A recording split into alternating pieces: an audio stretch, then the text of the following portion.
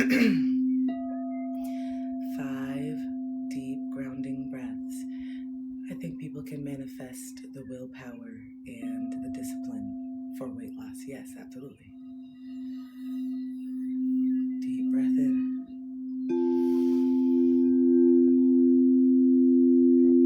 Exhale.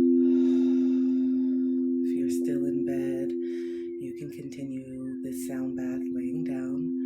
But if you want to start waking up for the day, I recommend sitting up in a seated position. I love doing breath work seated. It helps me not fall back asleep and stay more mindful. That's just me though.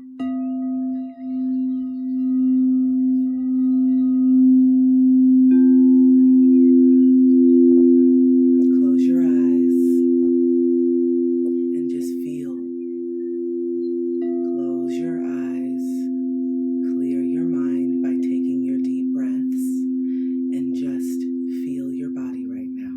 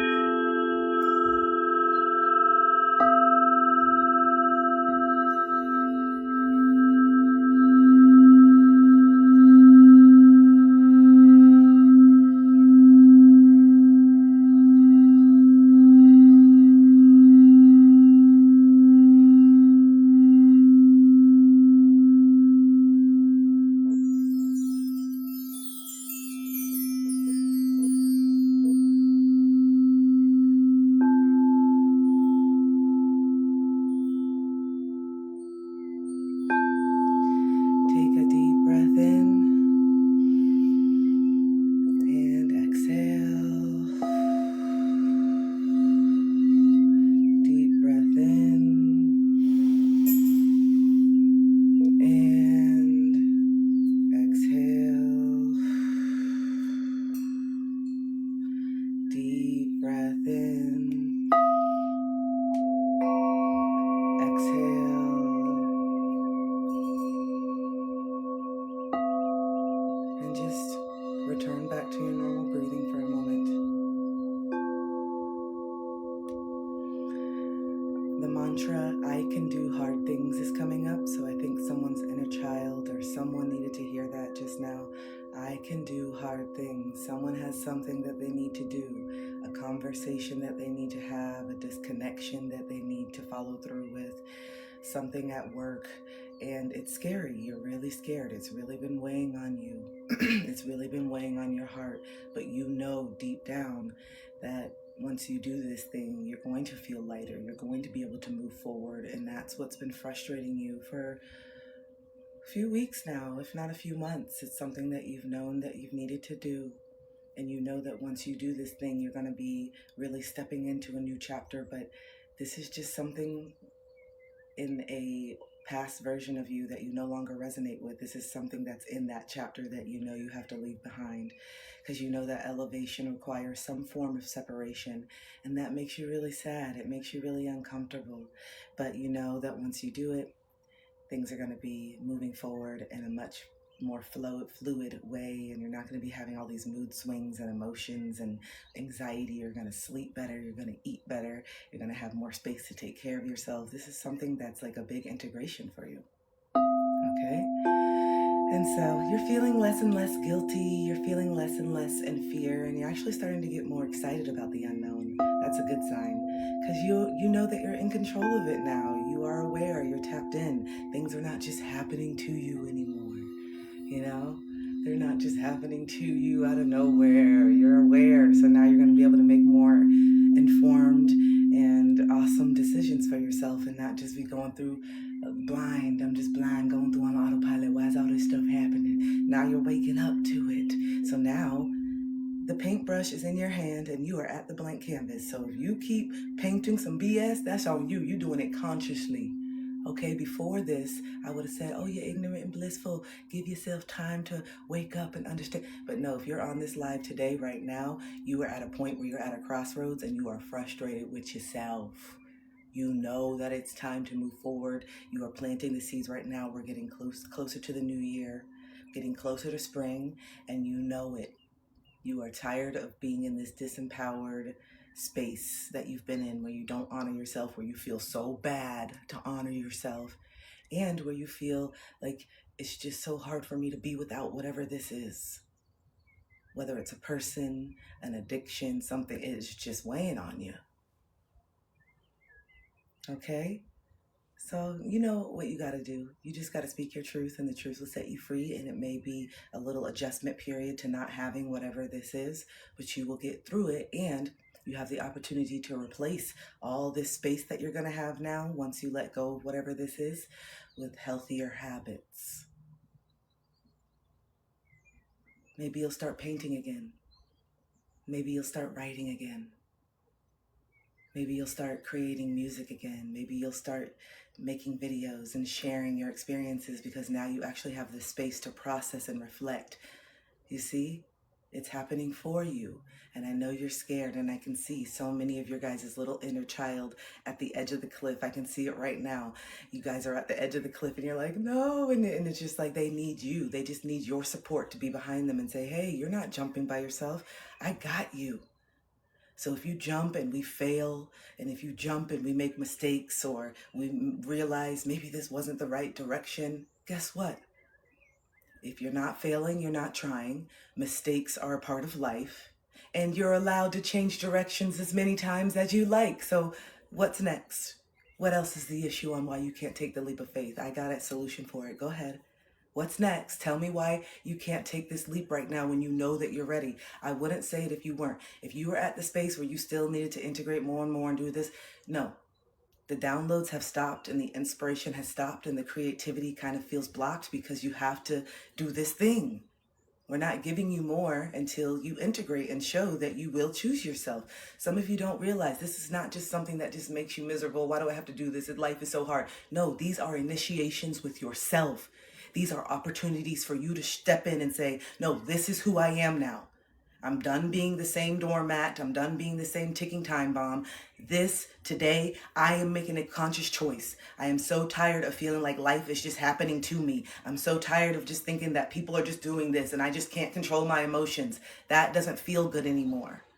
I'm growing up. I'm maturing. I want to feel like I'm still that childlike, fun, imaginative, beautiful essence soul, but also that I can protect myself and set boundaries and walk away when things are not serving me without feeling like it has to be a whole catastrophic event, that I don't get attached to people in 2 days, that I stay in my own frame, that I remember that I'm the main character of my movie, and anybody that comes in is going to be the best supporting actor or actress.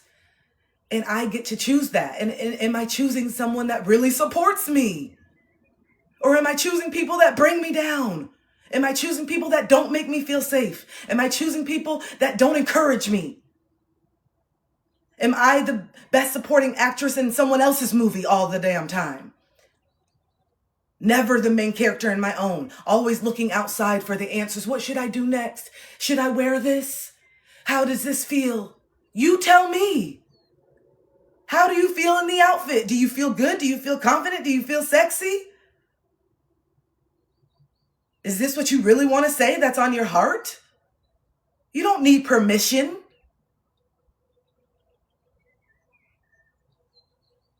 Okay, I didn't know I was going to start this early. Someone must have specifically been on. Listen, I was just trying to keep going with the music, but then I don't know. The message came up. Usually we don't start this early, okay? I was just trying to play this. Sorry. Someone was on here that I thought was about to get off. Maybe you were about to get ready to go to work, and then Spirit said, nah, they're about to hop off, and don't let them hop off without saying this. You say it now. But I said, but the music, Spirit, I thought we was doing the music. They said, nah, bitch, she do it now. Say it now, don't you listen? Aren't you who you listen? Who aren't you the messenger, bitch? I thought you just said the other day that you was just a vessel, bitch. Well, okay now, stop playing and stop talking. I'm just kidding. It wasn't all like that. I'm just, had to be exaggerating. But if I was writing it in like a sitcom, that's what it would have been like. It's too early. It's too early. Hold on. Shh. Take some deep breaths. Oh, Lord. Take some deep breaths. Take some deep breaths. It's too early, y'all. The sun's not even out. Take some deep breaths. Come back down, bitch. Come back down. I'm trying to keep you into mindfulness. Whew. This is going to be a long live. I don't know why I've been so giddy lately. I think it's just because I'm finding the light again and finding my light after y'all, I'm telling you, since September. Wait, have you guys listened to my new episode of the podcast? It came out yesterday. Ooh, I got a lot of stuff to talk to you about, but the first one is about why we're so desperate to be chosen, because you guys always fall out. Why y'all always fall out when I post that one page from my book? You don't want them. You want them to want you because your abandonment wounds make you hyperfixated on being chosen. Y'all be falling out. I love it. I've been saying this for 4 years, and just recently y'all just fell out, but I guess it's just the timing, so... Actually, it is the timing. You know what? I just thought of this. So timing is everything. I love you too. So timing is everything, because that saying that you don't want them, you want them to want you, the abandonment wound thing, I said that 4 years ago, right? But I didn't have a book. I didn't have anything to do. It's valuable. It's clearly a very valuable. Every time I post it, you guys fall out. It goes viral. So clearly I'm tapping into something within the collective that is deep with this abandonment wound stuff and wanting to be chosen all the damn time, and why we stay in these toxic relationships that we know are literally wrecking our nervous system, but we have this ride or die mentality, And so when I first did it, yeah, it got a little of attention, but still wasn't ready. The second year I kept posting it. Still, no. And then Spirit was like, write the book, put it in the book, write the book, put it in the book, write the book, put it in the book, write the book. Put it in the book, write the book, put it in the book, right? And I said, oh, and then Spirit was like, yes, I'm trying to help you. You're over here struggling financially. You're over here, doing all these things. I'm not going to send all these people. I'm not going to make this go super, super big until you actually, what you got to offer, what you want. Are you just doing it for your ego? You just doing it for your ego, and you don't want to actually live abundantly off this. You don't want to actually give it and have somebody do it. You've been wanting to write a book since you were younger. So why you want me to just send all these people to your page right now when you don't even have an offer? There's nothing. What you do? And so I was like, you right. And so then I wrote the book. I started writing it. I went through a whole bunch of things. My dad ended up passing away while I was writing the book, just all the things. It was crazy. And so then after I wrote the book, because my dad passed away, I didn't even care about promoting it. I was just like, I don't even care. It's stupid. It's messed up anyway. I don't care. I was just really like, whatever. And it came out. Thank you. It came out in October of 2024. And you guys, November, December, I didn't care. My dad died in November. Didn't care. Laying on the couch, letting my business. I don't care. And then January, I started feeling more invigorated. I started feeling this. I was like, don't give up. Come on. Maybe I was feeling my dad. And then I can't. So the book's there. The book's already there, but I'm not really promoting it. And then all of a sudden, come March, I just do a random. It is pinned on my page. I just do a random page. I just read it again. I'm like, you know what? I'm going to just read this quote over again. I mean, I know I've already posted it 4 years ago, And people don't, I think it's like a huge breakthrough. It was a huge breakthrough for me to realize that I just wanted people to want my closest friends, the friends that I have now that I actually feel safe with, that I had to make the space for by letting go of those people so I could have more aligned people with who I am. It broke my heart. It did. And the anger and the rage, I couldn't even talk to friends without bringing it up and all this stuff. I was up 24-hour scrolling, looking at the news, looking at all the things in the post and seeing people outraged and the cry. Died, like it sounded like a mother who like lost her child. That's how she was crying. So that's why I thought like something happened to my sister, because I wasn't living in the state at the time. So I was like, oh my God, what is going on? And she was just like like this deep like like that. And I was just like, and she was just like, I'm sorry, I'm sorry.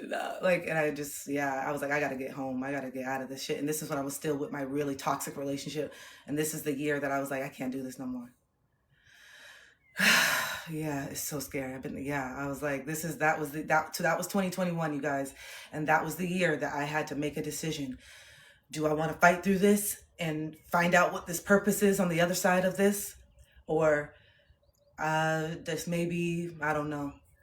This is too painful for me. And look how I'm making everybody painful. And so now I see why it's so scary for people to speak up and tell these deep things, because I felt immediately guilty. No. This is not your guilt. This is not your guilt. This is not your shame. I want you to say that out loud. If you resonate with what I'm talking about, I want you to say, this is not my guilt. This is not my shame. Say it out loud to yourself right now. This is not my guilt. This is not my shame.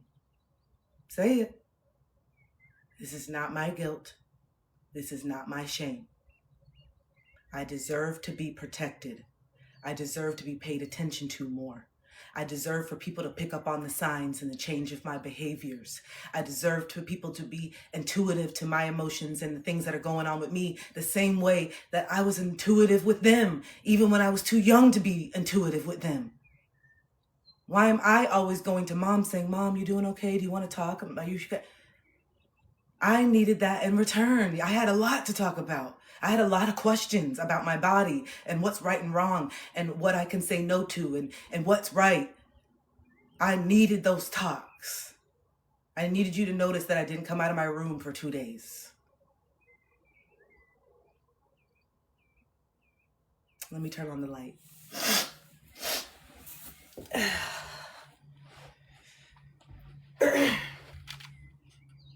Man, yesterday was dad. Yesterday was dad, now it's mom. I am really doing a lot of shadow work, you guys. This is why I'm doing all these workshops and all this stuff, because I feel it. I feel the liberation in just speaking. And it's not even like I'm saying all these things to my mom right now. I'm not. I'm just, hi, hello. Oh, if you didn't know what I look like, hello. My name's Kristen. Hi, hello. I forgot I was just in the dark this whole time. Ooh, can you talk on early grief? Yeah, crickets. It's so different for everybody. I think that early grief is whatever you are doing, whatever you're feeling, okay? Early grief can look like you work, and you throw yourself into work right now because maybe it's just too much to process. Early grief can look like crying and laying in bed every day because you just can't get it. Early grief may be like people feeling like you're in denial, or just feeling like, hey, yeah, no, and you just don't want people to like you don't want people to feel like it's like, oh, they're sad. No, I'm good. You may feel really invigorated and actually feel relief. Don't feel guilty about that. You may feel a sense of relief, and all of a sudden you feel like the most productive you've ever been, especially depending on the relationship with the person who passed away. They may have been a really deep, like energetic cord that kind of like held you down in life, and their absence and that energy going away may send a surge through you. Okay, it may send a surge where you feel this sense of relief, and not even because, oh, they can't hurt me anymore, but also you were carrying a lot of the deep pain for this person, especially if it's a parent. So you're carrying it and feeling it. And this is why we're always trying to heal them and always trying to, do all these things for our parents, because we see it. We know our parents, I feel like, better than anyone, because we've seen all the shortcomings. We see them in public, Dr. Jekyll. And we also see them behind the closed doors. Dr. Hyde. Hi. Yes, Whoopi. I love her. So, yeah. Like, so don't make anyone or let anyone make you feel like you have to be a certain way. You're allowed to be peppy and excited. You're allowed to laugh. You're allowed to do whatever you need to do. Okay. You're allowed to. And also let people know that if you still want to talk about your mother. Okay, because people do just assume that you just never want to bring it up, and sometimes that can feel really dismissive and just feel like, oh, okay, like you don't want to ask me anything. But people really don't know. Our society is really not equipped, and we are taught to fear these things. And it's very, even though it's the most natural thing and the most certain thing and the only thing that we know for sure in this world.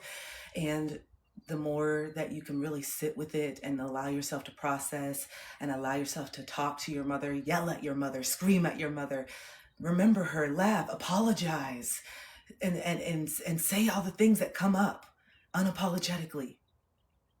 Unapologetically. It all matters. And yeah. And for me personally, I definitely believe that my dad stays with us and is with me. And so many signs and music. He knows how much I love music, and we connect through music a lot. And so he always sends awesome songs and different things right at the time that I need it. And just really wild stuff has happened. And it really, I always hear it from other people, and I'm just like, oh, I really hope, like, I don't know if I'm going to be scared, or I don't know. I feel my dad so much. And sometimes, like, I'll tell you some stories sometimes, but it's just like undeniable. Like, you can't, and it's just because I allow myself to tap in, and I know, and I believe, and I feel it, and I feel closer to him sometimes now that he has transitioned than I did when he was here. And I see myself, I see me in him, and I see the things now. And I so appreciate the way that he did love me now that I'm older. I love all the knowledge that he gave me. I love how much I saw him just freaking be a boss, like just in certain ways, like, nah, I'm gonna speak my truth. You may get this and that. Like, he's just like, my dad's the person, like, he's getting arrested, because he did get arrested when he went to FSU, because they were trying to, like, segregate FSU at the time, and he was part of that class, and he was getting arrested, still talking shit, like, no, hell no, I have a right to be here like everybody else. Like, that's my dad. And I just, like, I feel that, and I feel like that was preparing me for what's happening right now. And I've been scared, and I've had all these emotions. I'm like, Dad, I understand now why you were so radical, and the time that you grew, I understand it so much more. I get it, I feel it. But I can't live in that anger how you did. I can't live my life how you did. That's what took you out, because that anger ate you up, and that anger manifested into a tumor because you just never knew how to regulate, and you can't stay in that frequency forever. It broke your body down. And then you did all these maladaptive ways to cope with the anger that broke your body down. And I can't do that. I'm walking right in your footsteps, and I see it with some of the things that I fell into in 2021. That's why I said I had to make a choice. Am I joining Dad, or what's up? At this time, that would have been me first. So, yeah, like, yeah, it's preparing me right now. And of course, there's so much fear. I know my voice. I know that no one can tell me. No one, it doesn't matter. Anyone on the planet can tell me.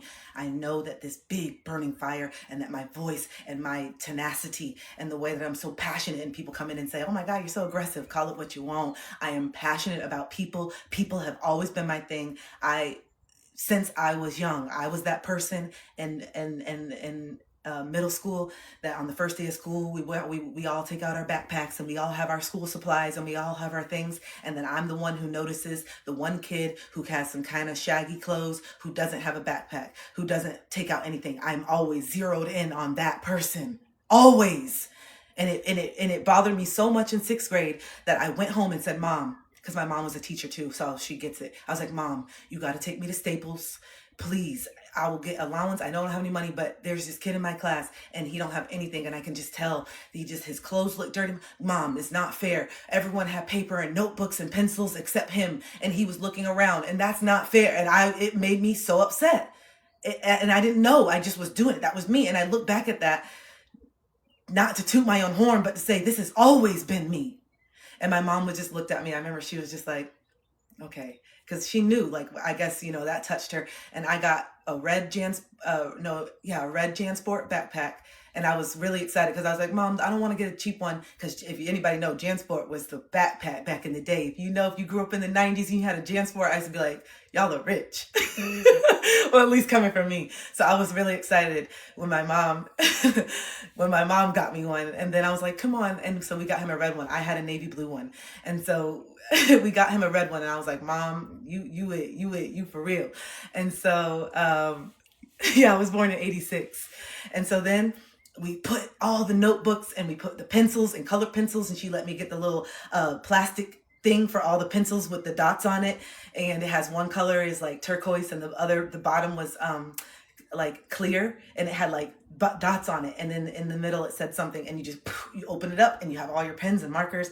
So we put that, and then like some binders. Oh my gosh, you guys, when I tell you I could not sleep that night.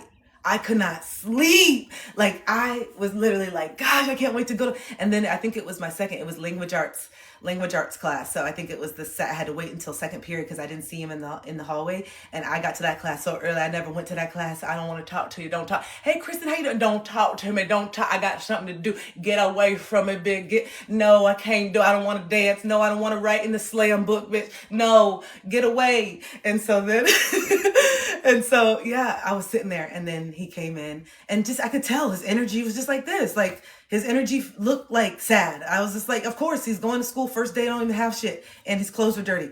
I was like, hi, Kyle. And I think we still follow each other on Facebook because he actually reached out to me like probably like 8 years ago and said, I never forgot you. But yeah, and then I was so excited, beaming. I'm like, Kyle, here, look, I got you this stuff. And he just opened it and just looked at all the stuff. He looked up, he literally had tear. He just looked, and then ever since then, like we always like saw each other, even if we didn't hang out all the time. And he went off and he definitely got into different things and went into stuff. And as he did, I think he was in foster care and stuff. So I was right what I was feeling. He was in foster care. And so he went and all the stuff. Then we ended up working together at Boston Market, like after high school, like this was in middle school. And then after all high school, we ended up working together at Boston Market for a little bit, and we were friends, everything great. And then yeah, he just always just had so much love for me, and I always had so much love for him, and I always saw past it. And he was so talented. He played the guitar. He had so many talents, but everyone just overlooked him. And when he started acting out, they were just like, oh yeah, bad kid, this. And I'm like, no, he's not. He's hurt. He has no guidance, no parents, no nothing. Stop just fucking judging people. And from a young age, I just couldn't stand it. And so this is why it hurts me so much right now. Just hurts me so much right now. And so I just say all that to say, like, I know who I am, and I know who I've always been, and I can't stop being this if I tried. I couldn't not give a damn if I tried, especially not now, because I've allowed myself to feel even more since then. And look how I was just in 6th grade, how tapped in and what I felt. Instantly, my eyes went to him. Why doesn't he have paper out? And why am I thinking like that in 6th grade? Why do I care? Why am I not just, oh, I do. I don't give a fuck. I have paper. Whoa, hey girl, hey friend. I just couldn't stand. I just kept staring at him and his face and how he looked. And then I did, on that first day, I ripped out pages immediately and gave him my pencil, like gave him one of my pencils and said, hey, just use this for today, whatever notes that we have to take. And like, that was the first thing. I forgot about that. I did give him some of my paper. Anyway, I just love that. I just love people. And I'm always going to be for the underdog. I feel like I attract it. I feel like I'm gravitating. I always gravitate towards the underdog because that's how I feel and felt. I always gravitate towards the underdog, and I always want to find some way to show them their beauty right away. Right away. It's just me. I don't like it. That when people say, what keeps you up at night? That's my thing. I feel so emotional today. But that's my thing. I hate feeling people walking around feeling like they're not enough, like they're not, like just not feeling inclusive, not feeling a part of it. That's why I have such a deep like love and protection for homeless people, and I will check people, and I'm very like the people in my area and stuff. When I see people, stupid kids like playing games and stuff, I'll be the first one. What's wrong with you? This is a human being. Like, I don't like that stuff, and I don't know. It's just knowing how people feel about themselves and how they just feel like this is it. This is just inherently who I am. And then not even being aware of some of the real messed up stuff that they actually have been through that got them here, and just feeling like I'm just inherently this because this is what they've been told, because the adults around them failed them, because the adults around them projected all this shit onto them, because the adults around them weren't aware enough or secure enough in themselves to be honest and hold themselves accountable and all that. So now this person has to walk around for the rest of their life, if they can't find their way, and either get roped up in some religious cult, in the system, criminal, or a decent human, but never really stepping into their full potential.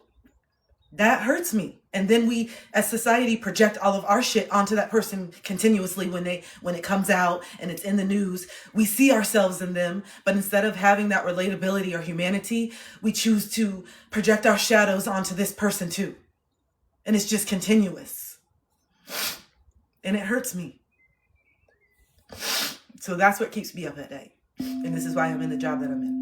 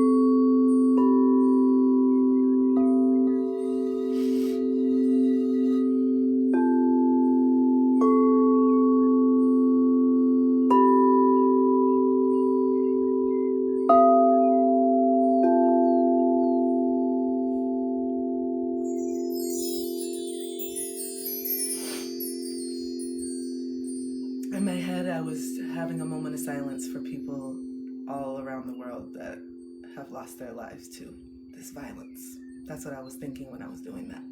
I was just sending so much love.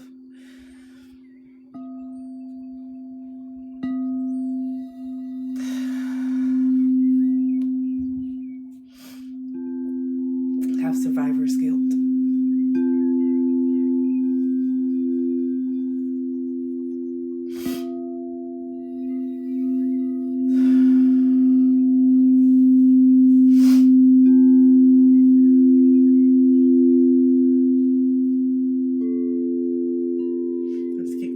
Children too, a lot.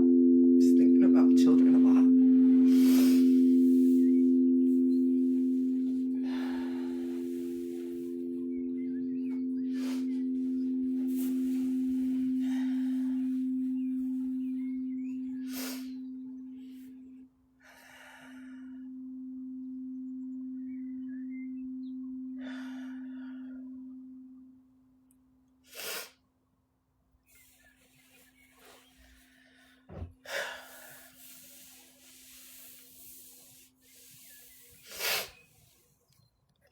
Thank you for holding that space and sharing the space with me. Can I ask for you? Actually, I think I got it on Amazon. I got all of my instruments on Amazon like a while ago.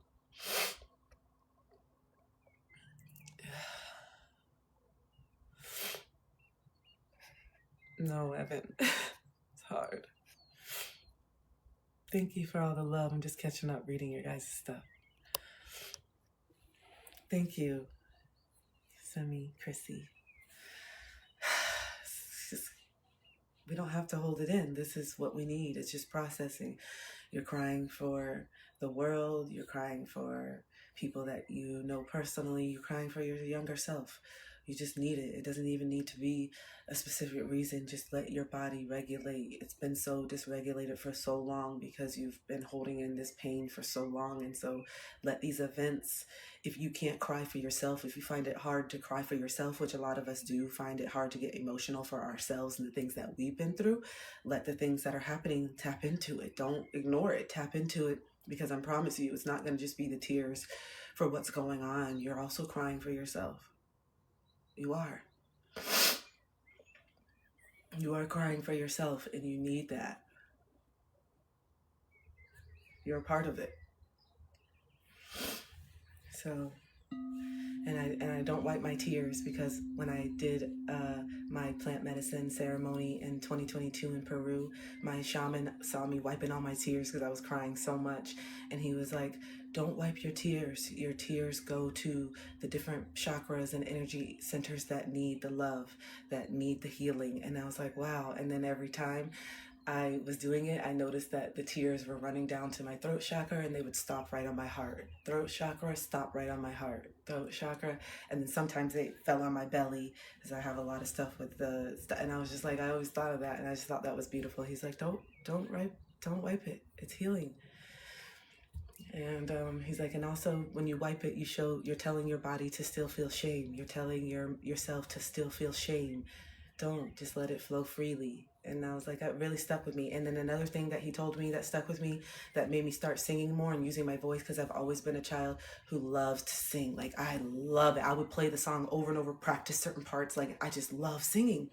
But my sister was the singer. She actually was at Gibbs, like a magnet program. She sings opera like my sister. That's her thing. I do the instruments, but I have like the passion for it. I do, for singing. I love it so much. And then I was telling my shaman that we were in like a drum circle, and I was kind of like, and he's like, "Come on, use your voice." I'm like, "Oh, I'm not a good singer. I don't really sing well. I just like doing it." He's like, "Oh, you sing from your ego?" And I said, "What?" He's like, "I didn't ask you to sing from your ego. I asked you to sing from your heart. I asked you to sing from your soul." And I was like, "What?" He's like, "There's a difference. Some people sing from their ego, and there's nothing wrong with that. But some people can sing from their heart, their ego, and their soul all together. Some people just sing from their heart." And just the way he broke it down, and I was just like, he's like, "So sing. Do you love doing it? Does it make you happy?" And I was like, "Yes." Then he's like, "Then who cares what it sounds like?" And I was like, "I do, I guess. I don't know why." He's like, "You're so disconnected from how things actually feel, worrying about how they're going to look or sound, but how it feels. If we tapped in more, we wouldn't stay in some of the relationships that we've been in for so long, because we're so numb to it. But once you start waking up to that anxiety, once you start waking up to the fact that you really just don't feel safe, then it just becomes unbearable, because your body is constantly in a dysregulated state when you're in those heightened trauma bonded narcissistic empath relationships. You are so dysregulated, and it's your body screaming, "Get me out of here, please, please. We don't feel safe. We can't share our emotions. It's going to be weaponized. We don't trust. The deception is big. We feel it. Please, please get me out of here. I'm not going to give you peace until you get me out of here. No peace, because I'm doing this to protect you. If I make you feel calm, you're going to be deceived. If I make you feel calm, you're going to be hurt. If I make you feel calm, you're going to do something you don't want to do. So I'm not going to give you peace. I'm going to keep you dysregulated until you make a decision. Please, please, please."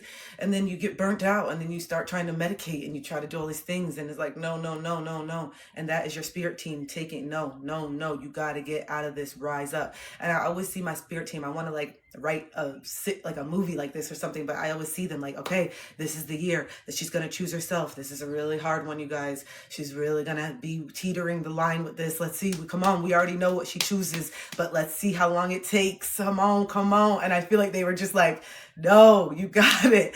Like, and just, "No, we're not giving you peace." And then eventually my spirit team was like, "Okay, she really is a ride or die. Golly, her father really did a number. All right. This is the thing that we didn't want, because this is really, really going to break her spirit and her ego bad. All right. Tell him to kick her to the curb. We've given her so many opportunities to walk away. She won't do it. This is going to hurt her ego, and this is going to send her abandonment wound into an oblivion, because it feels a little bit better when you make the decision. But when they make the decision, earth-shattering.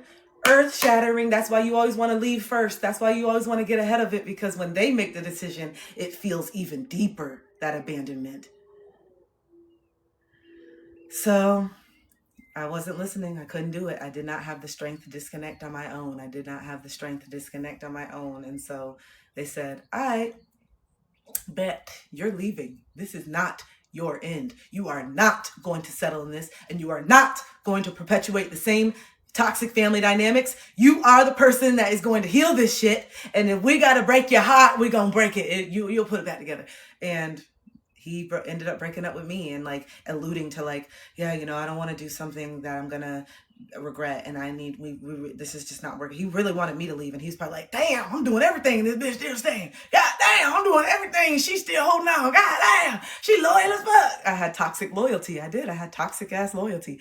And so he did it to me. And I literally broke down, begging, all the different things. I'm telling you, that was it. It took me over. I felt like I was not here. I felt like the world had stopped. I felt like, and it was just a deep, deep attachment. And then I was so confused because I was like, but I don't want this. It was so confusing.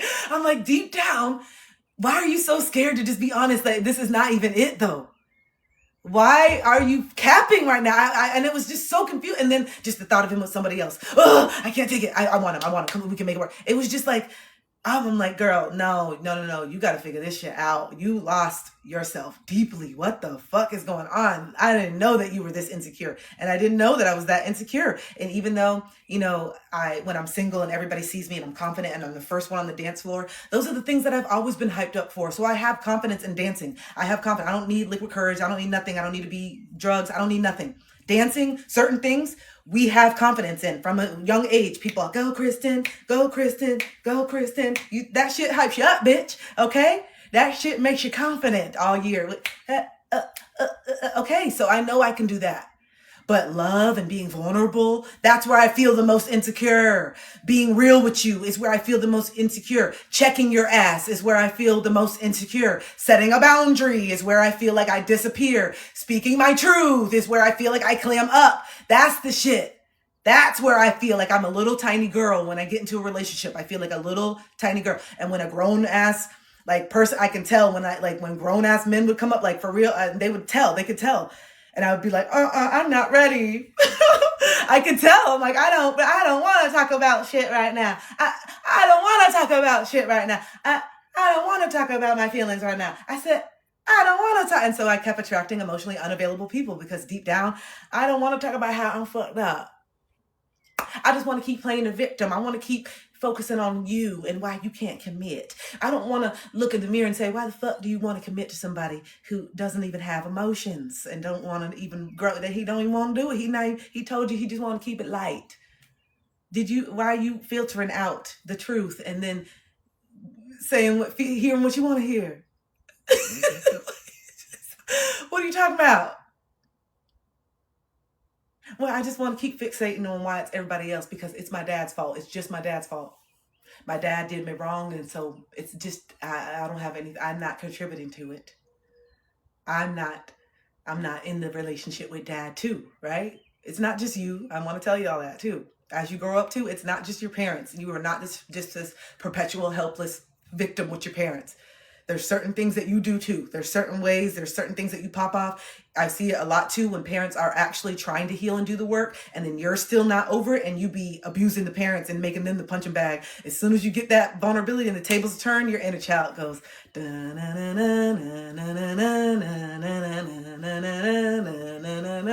some of that shit you be, I'll forgive you in a couple years. But you go, and some of you do that. And then you have to wake up and be like, is this my character? Is this what I want to do? But some of us punish our parents once they break down and then they start to realize some of our parents start to seek our validation because they feel so much shame. And then some of us say, not giving it to you, bitch. Just like you didn't give it to me. Hell no. And that's okay. Be mad. And then that shit gets old too. And you'll grow out of it and you'll see like, come on, what makes you any different if you're withholding and doing the same thing? You are supposed to be breaking these cycles, bitch. Forgiveness is beautiful. You understand why they were acting like that. So give them some grace. I understand some of our parents are. Some of y'all, the stories, I'm just like, Lee. What? I want to go to, give me her address right now. Goddamn. It's hard for me when I be coaching y'all and I'm hearing some of the stuff. I'm just like, I'm so glad. This is why I'm not a traditional psychologist. This is why I'm not a traditional therapist because I be having conversations with y'all in these sessions and you know it. What the hell? I'll be having conversations with y'all. We talk about the truth in these sessions. Okay? What is going on? Why? And I talk just like this. Why does your mom think that it's okay for you to, I have to advocate for your inner child. I turn into an inner child lawyer. I am. I really do feel like that. I am an inner child advocate in those sessions. I'm not here to protect mom. I'm not here to protect dad. I will give you grace and I will help you give it some understanding so we can understand, but I'm here for you. So why is it okay that mom is still hanging up the phone on you and you keep calling back? Why do you keep doing that? She is manipulating your emotions. This is why you're dysregulated. Let her hang up. And then you need to start setting a boundary. If this is something that dysregulates you and makes you feel disrespected, there will be no phone calls for a little bit because I'm not going to continue to condone this behavior. I deserve respect. And clearly you're not in a place where you can regulate your emotions, mom, and I understand that. But hanging up on me when you hear something that you don't want to hear is not going to cut it anymore. If we are going to have a healthy relationship, we need to be able to hear each other out.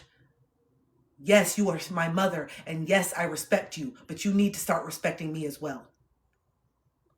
And you shouldn't want me to have to just put up with you talking to me any kind of way. Listen to how you talk to me and how you act. That is how you become a mirror. Not when you're, don't do that, but why you do? No, you be direct. You show I am not that little child anymore. That is how you stand up. You show. They're like, oh, damn, I can't get away. They get away with it because our parents want our validation too. They have been using us for punching bags our whole lives to deal with things and process things that they couldn't do. That's why they didn't have a lot of space for our emotions. And as we grow up, we understand. And hopefully we can get to a place of forgiveness, not for them, not because you condone it, but you harboring this resentment and anger, that's what's blocking your creativity. It is the anger. And because you're not transmuting the anger into something creative and you're just harboring it, that's why you're not creative, because your inner child is just sitting here still like this. Just imagine your inner child still like this for 20 years. This is your inner child sitting against the wall, still waiting for someone to come acknowledge them. You know how you used to do it? You used to be that drama and extra, and it was real, but you know how you used to do it because you just want someone to acknowledge that you're fucking upset. You know what I'm saying? You know how you used to look, oh, they're coming.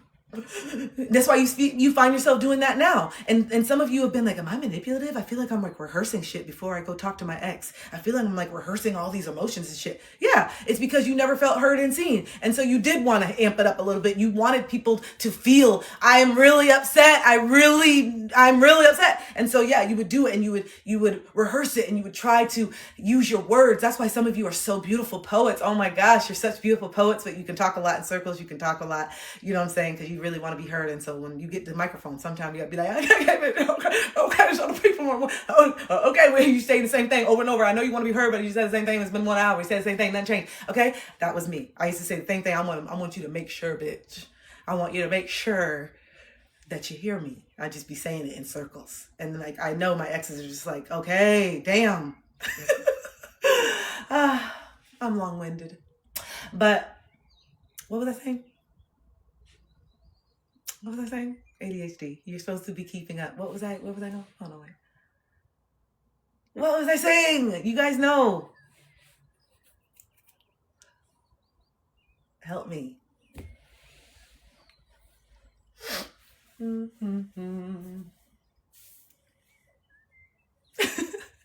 don't know what I was saying.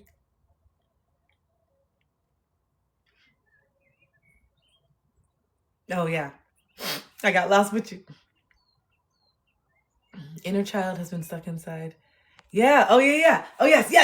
Thank you. So this is us. When you can't let go, when you can't let go of the resentment, the visualization that I see is you just sitting here like this for 20 years and you're waiting for this reaction. And some of us need to really make peace with the fact that if we never get it, is our life going to just be on hold forever? And then when your parent passes away, if they haven't already, are you just going to be forever if you don't ever get that apology? Why is that needed? For you to acknowledge yourself, what you've been through. If anyone knows what you've been through and how you felt, it's you. That is literally a page in, I don't know what page it is, but if you didn't know I have this, let's see.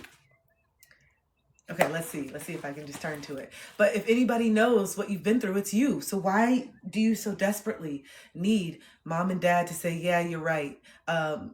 Me doing this. Yes, of course, it would feel good to be seen by them. There's just that. But we have to let go of that yearningness. It's like so deep that it's keeping you in these cycles of suffering, and you keep attracting people that have similar characteristics and stuff from your parents that you just keep wanting to course correct. Your subconscious, your mind just keeps wanting to course correct something that's not even needing to be course correct. It's just acceptance that's missing. The radical acceptance that this was the father that you had, this is the mother that you had. You can acknowledge, I really needed more hugs and kisses. It really hurt me. If they say, oh, I gave you enough, who cares? You're just always so sensitive. That is what they feel.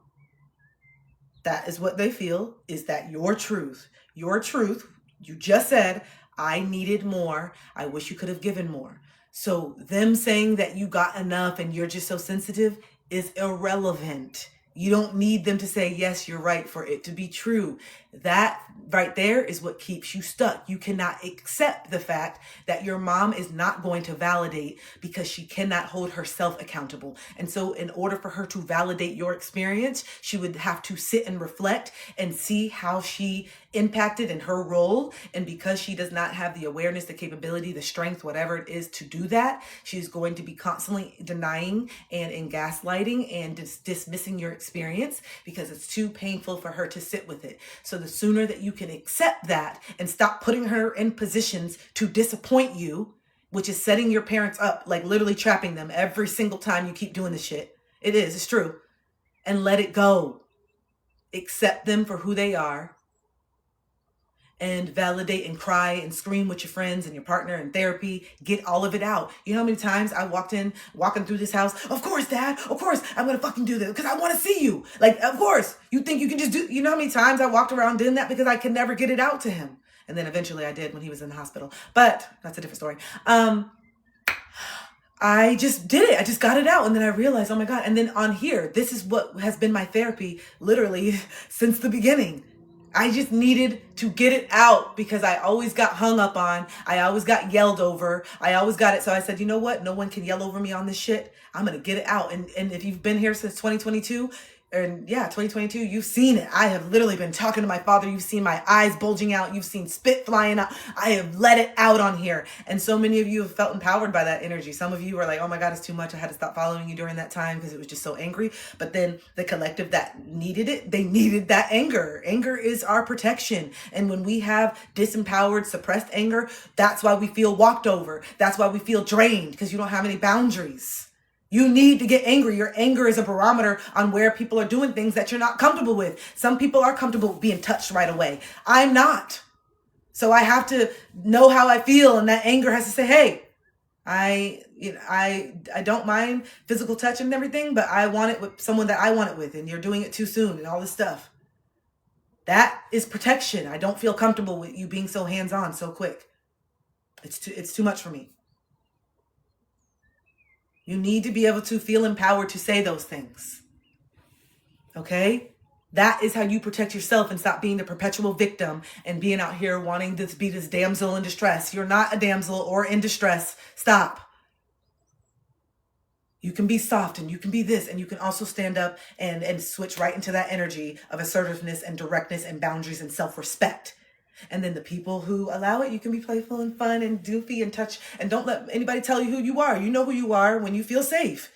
You're not just this all the time. But no, I'm also not going to let you play. Do I have to walk around like this all the time? No, I don't anymore. No, I don't feel like I need to walk around. I did. Now I am in it. I love flowing around and I love it. And, you know, I have people that come up and talking to me all the time. And then as soon as you say something that makes me feel uncomfortable, I'm going to let you know. In a polite way. I don't even need to pop off or go get all defensive and do all these things. I am aware some people don't realize and recognize you never talked to me. So maybe you just never talked to me before. So when you're talking to me, I just would like you to refrain from talking about my body. Like, it just doesn't make me comfortable that you are being so blatant that you're staring at my titties. And especially when I'm just eating at the bar by myself and didn't even want your company. Yeah, I just was eating lunch. Okay. All right. So let's see.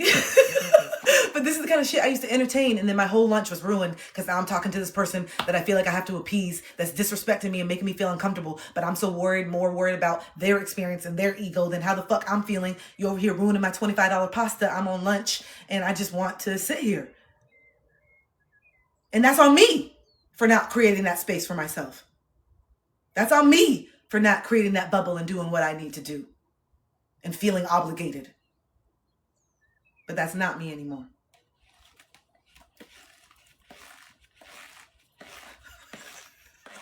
Why y'all laughing? What's funny? What I say? What? All right, what does the collective need to hear today from me, from a past version of me? What does the collective need to hear? Isn't it so cool? You guys sitting here holding your heart, holding your art, just that, you know how this feels that I actually got the thoughts out, bitch. I actually got the thoughts out, bitch. I said I actually got the thoughts out, bitch. Hey, I said I actually got the thoughts out, bitch. Hey, if you're an artist, you know what I'm talking about. Hey, I finally got the thoughts out, bitch. Hey, the idea came out, bitch. Hey, you know what it is. Finally, bitch. It finally materialized. Damn, I've been thinking about this forever. You know what I'm saying? When it's just in your mind. Like, bitch, come on. Do something. And so, like, to hold it is just like, yes. Bitch finally put it on paper. Damn. Okay. I really just had to get it organized. This book has been written for a while. I've been writing this. It's just like poetry to me. Like it's just like, when I did it, I'm like, how did this only take 3 months? And they're like, because you already read it. We tried to tell you, bitch, it's already done. You know, you need to sit down, focus. Goddamn. Turn off the TV. Get off social media. That's what we're trying to tell you. You already read it. You just got to do you over here in your head, making it bigger than it had to be. And you're over here now looking crazy. It was scary at first. But then once you do it, you're like, oh. Okay, wait. Let's see what they need to hear.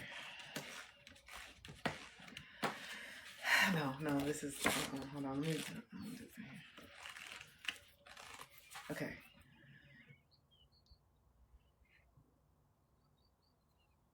Ooh. Oh, if you got it, page 64. Tori, I love you too. Page 64 with you.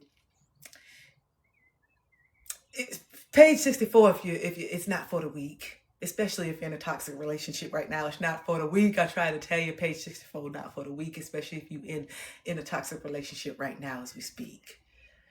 Okay, let's get vulnerable first. Put a heart in the chat if you know that you're not in a relationship that's in alignment for you. I'm not going to say toxic. Put a heart in the chat if you are currently in a relationship that is not in alignment for you. Let's get vulnerable. Maybe this is the first time that you finally admit that shit to yourself. All right. Okay. So now you have the awareness. You can't tell me that you're not aware of what you want and how you feel. I didn't read it yet, Ivory. Don't worry, I didn't read it yet. I just said put a heart in the chat if you are in a relationship that you know is out of alignment. I see some people have just gotten out of one. Okay, Jenna, I see you. Okay, so that awareness now, you guys just told me that you are aware. So 6 months from now, I want to be asking some questions, okay? I want to be, all right? So, page 64. You say that you're worthy of a healthy love. Meanwhile, you're still entertaining toxicity in your current relationship. Your words and actions are not aligned.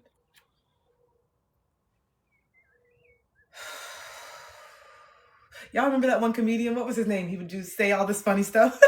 He would say it and he would go, damn, man. And it would have all the, you know what I'm talking about? It was he was like beautiful chocolate. Oh, yeah. Anyway, do you know what I'm talking about? And he would say something so funny, it would be like, bam! And he would have like a blue wall, and he'd be like, damn, this is when the internet was like funny and good. And do you remember that guy? That's what I felt like when I just read that. You say that you're worthy of a healthy love. Meanwhile, you're still entertaining toxicity in your current relationship. Your words and actions are not aligned. If you guys didn't know, I'm doing a audio video book because I want you guys to be able to see me reading the shit and I want you to be able to see my face. And I said audio is not enough to convey. I'm very expressive in the way that I look, bitch. So I don't know if they have that on Kindle or whatever, or I'm gonna be the one to put it out, but I want to do audio because it's so short. I feel like it's easy. So I could just see you guys up with your little iPad and you're making your morning tea and you say, oh my God, let me do a little bit of the audio video book. And then, you in there, you got someone upstairs that you had no damn business. You know what I'm talking about. Here laying. That's how you look. And you know. And then all of a sudden, you just got it. And then you just see me pop up. You say that you're worthy of a healthy love. Meanwhile, you're still entertaining toxicity in your current relationship. Your words and actions are not aligned. He in the other room, ain't he? And some of them are going to have like extra commentary. It's going to be stuff like that. He laid up sleep. He laid up sleep, ain't he? He laid in there, sprawled across the bed, ain't he?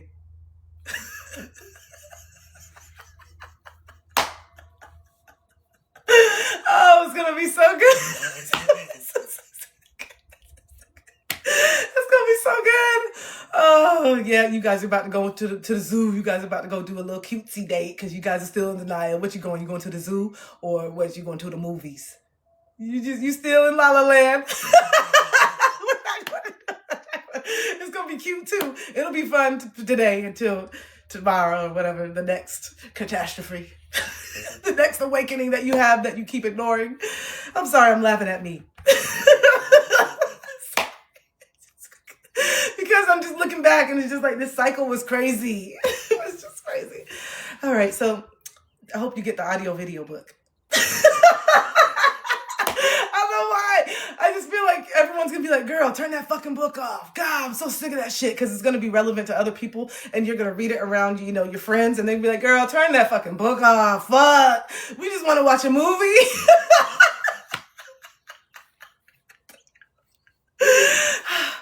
Okay, let's find another one. I don't know why. You see, I don't need y'all to laugh. I'm telling you, I really genuinely cracking myself up. This is what happens. Just pretend that this I wasn't on live, and then I'm still doing this. Pretend.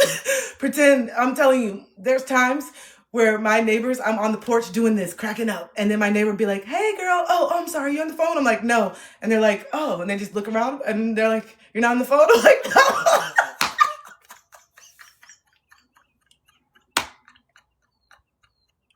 I'm not. I was just going through a sitcom, and they're just like, oh, okay. I know they know me. I'm out there with like a bra. I'm doing yoga in a bra under, like naked out there. I'm like crazy. I'm doing like Palo Santo. I'm doing damn like cutting cords and shit outside. Bitch, I'm in my property. Okay, I don't care if y'all can see. I'm cutting cords, and they're just like, oh wow, what are you doing?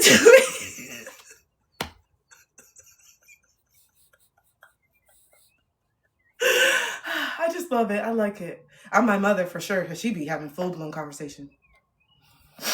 Wow. Y'all, I needed this. I just love it. It's just radical acceptance that who I am. And it makes me giddy.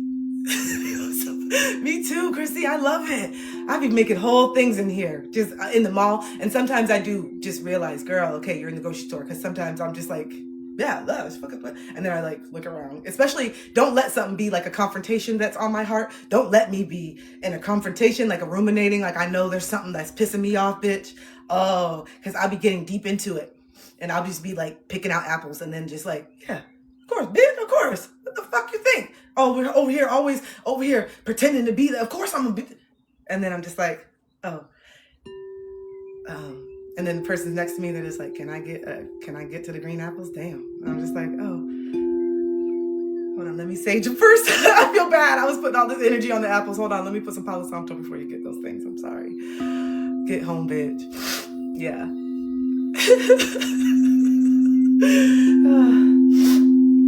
Oh my gosh.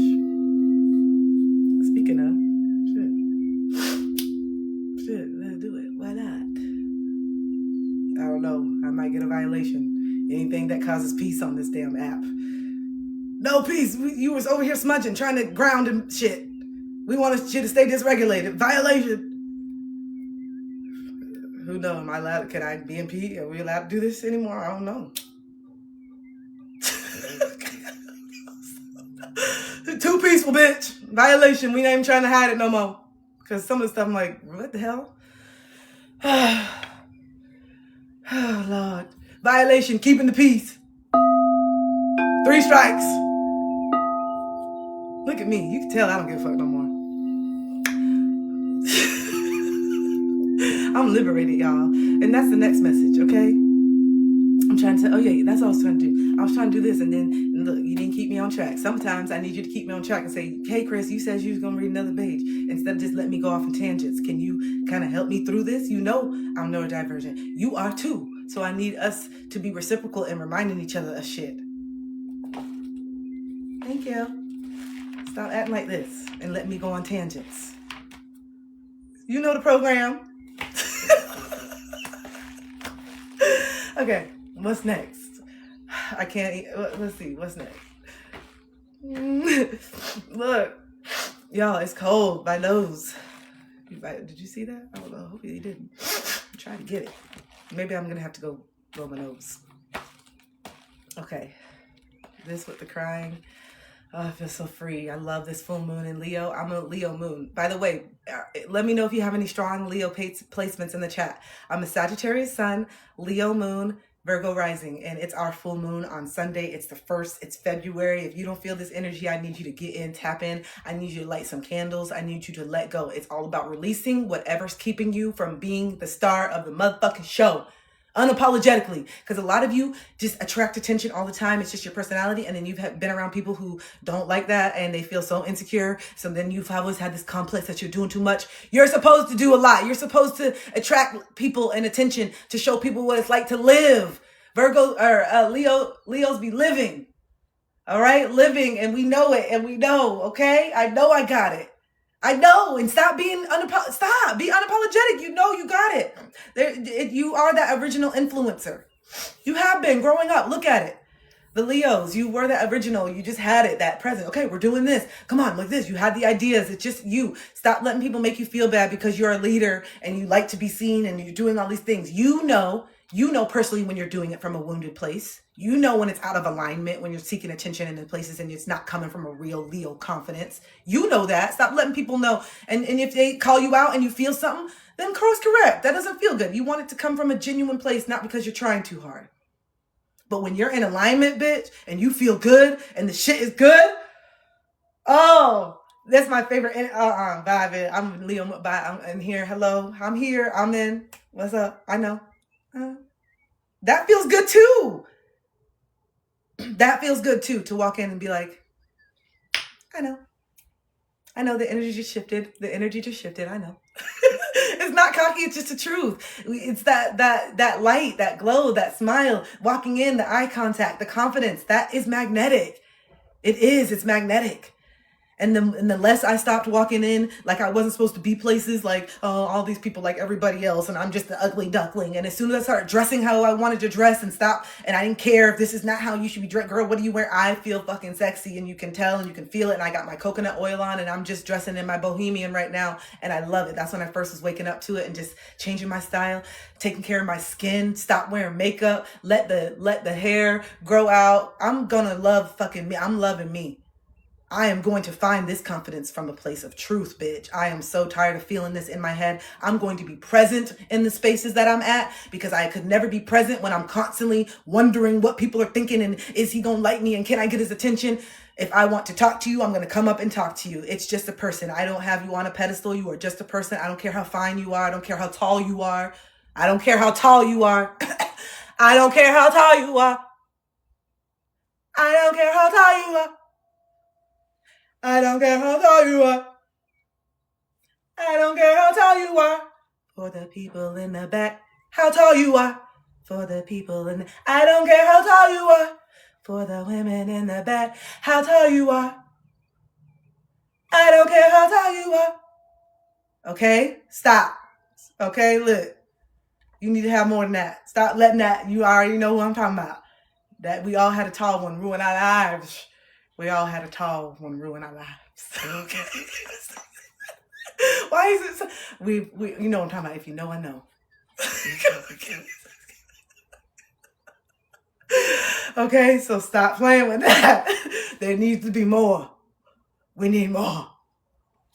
Okay? All right? I don't want to climb this ladder and get to the top and find out that it's wind blowing up here, bitch. I'll stop at other places first, but I'm going to keep climbing. I'm going to stop at one place and I'm going to see. And then when I keep climbing, though, I'll stop and we're going to climb and then I'll see what's over here. And then I'll keep climbing up. And when I get to here, if it's wind blowing, bitch, I'm gone. But I'll stop and look around. Just see what's over. Okay, let me keep climbing, though. Keep climbing. I don't know where this shit is coming from. I don't know where it's coming from today. I think well, I do kind of. Okay, anyway, let me see. Damn, have I still been trying to do this? Fuck. How long have I been trying to do this shit? Tumbleweeds, that's what I'm saying. It has tumbleweeds and just flowing through And so I think I'm channeling something that's just a feeling today, because it's just, yeah, it's just been tumbleweeds and stuff. Hold on, let me go open the window. Oh my gosh, Lord. I never thought. Girl, if you would have told me 8 years ago in corporate America that I'd be sitting in my room talking about tumbleweeds coming out, man, girl, I would have told you it was lying. If you told me when I used to work at the bank and I used to wear a suit and tie, that there would be a day that I'd be sitting on the floor reading my book talking about tumbleweeds falling out my coat, and I would have told you, bitch, what you talking about? I'm climbing the corporate ladder. I'm going to be AVP, CBD, Kukapi. I'm going for AVP, CBD, Kubabi, Dubabi Do. I can't wait till I get there. You know? Then I'll be able to travel the world once I get to the next band level. It's always getting to the next one. Always get to... Hold on 1 second, too. I can't take this anymore. Let me get... Where's that tissue? I can't take this no more. Hold on. We needed to stand up. Oh, Lord. Sorry. I'll turn on the water so you can't hear me. I'm trying to turn on the water so you can't hear me. I know people hate when they blow in the nose. I'm trying to drown it out.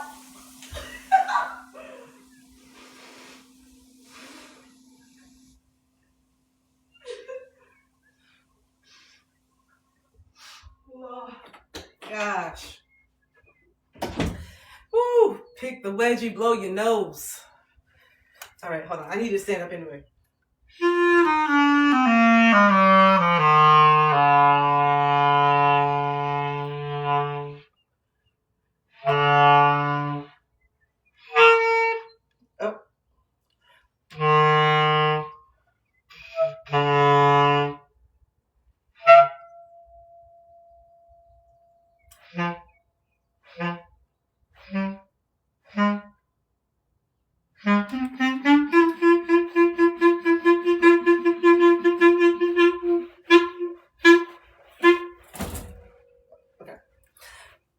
All right.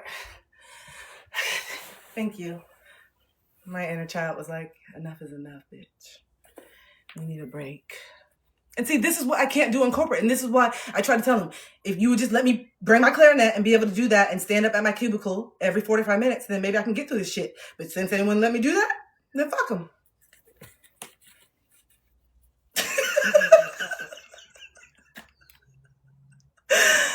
Fuck them.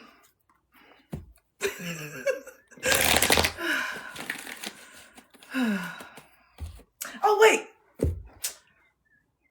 Now, why y'all have me up here shuffling? I'm sorry. I think this is the day that I would need like extra medication if I was on some. I'm not though. So it's bad today. It's really bad today. I don't know why. I'm very like distracted today. It's really bad. But I love being best friends. Okay. Come on, bitch. Get through it. God damn, you don't make it, anime. Damn, goddamn, you don't make it, I kill you. All right? You don't make it, goddamn it. You don't make it, anime, I kill you. That bitch. The fuck? I'm already dying.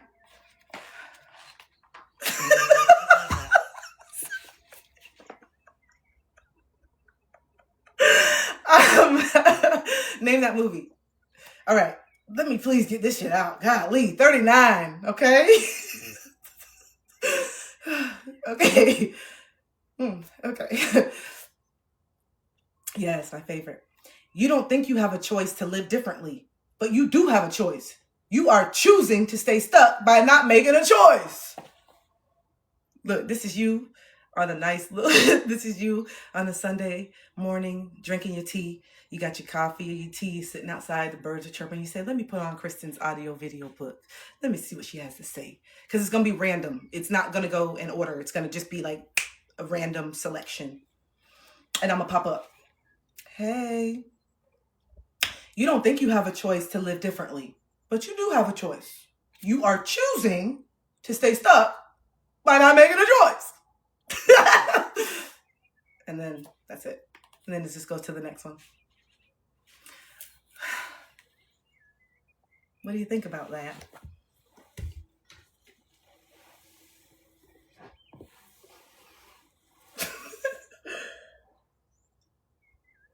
Mm-hmm. Hi, Austin. Oh, oh my gosh, feels so much better. Blew my nose, the whole thing. So yeah, this is gonna be a fun project. I'm gonna record every page.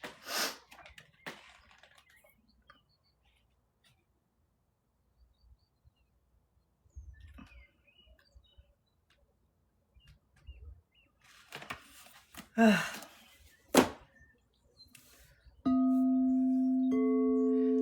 I feel like I've been talking a lot today. How have you guys been feeling? How are you feeling today? I feel like I was supposed to do more of like the regulation and the tools and all the stuff, but it just ended up, the messages just never stopped. Okay? We've laughed, we've cried, we've been angry. We've gone through a whole roller coaster.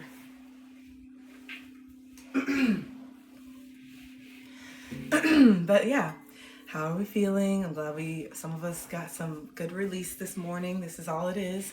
It's not like every day is going to be hard. Allow yourself to be authentic and experience every day authentically. So if today you got a good cry out, we cried this rising, and now the rest of the day you feel a little bit lighter, let yourself be light. Let yourself bop around. Let yourself smile. Tomorrow is a new day. We'll handle it there, but just take it one day at a time. And I want to ask you, where can you be a little more authentic today in your life? If you have a journal, if you have a pen, where can you be even just a little more authentic today? And I want this to stick into your mind, and I'm asking you to write this down for a reason, because I want this to plant a seed. And when you go to maybe not say what you want to say, I want that to come up. Where can I be a little more authentic today?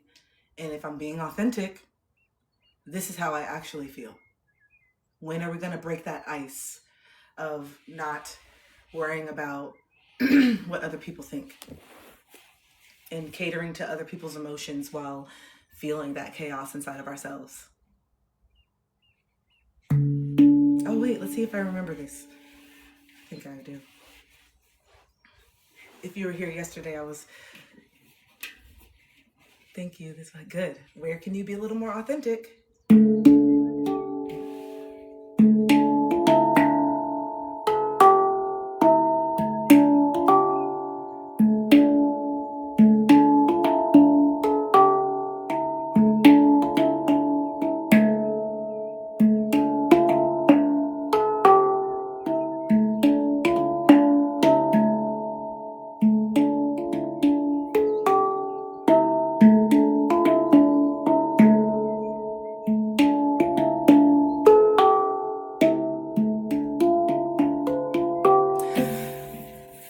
Yeah, they're so fun.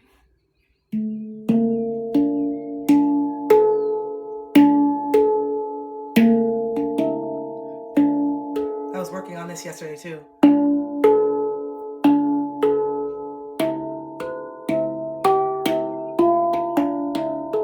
Okay.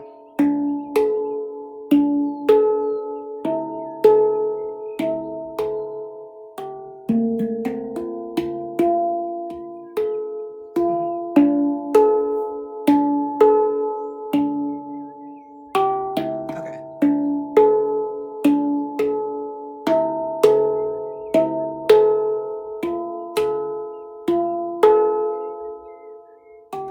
Oh.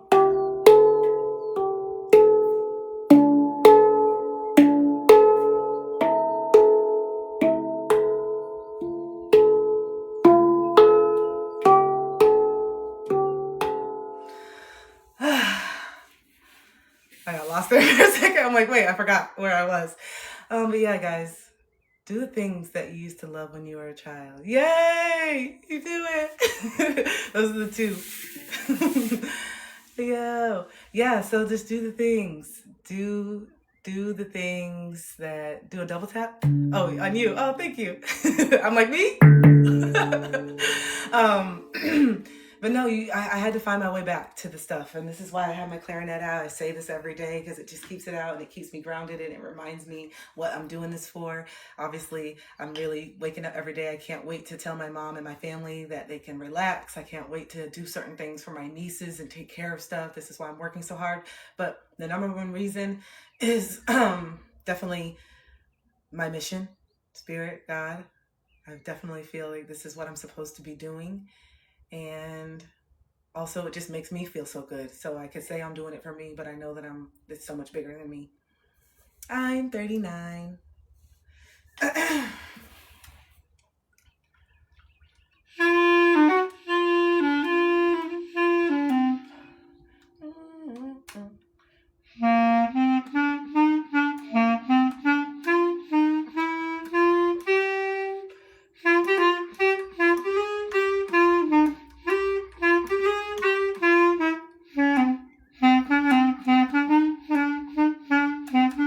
I'm tired.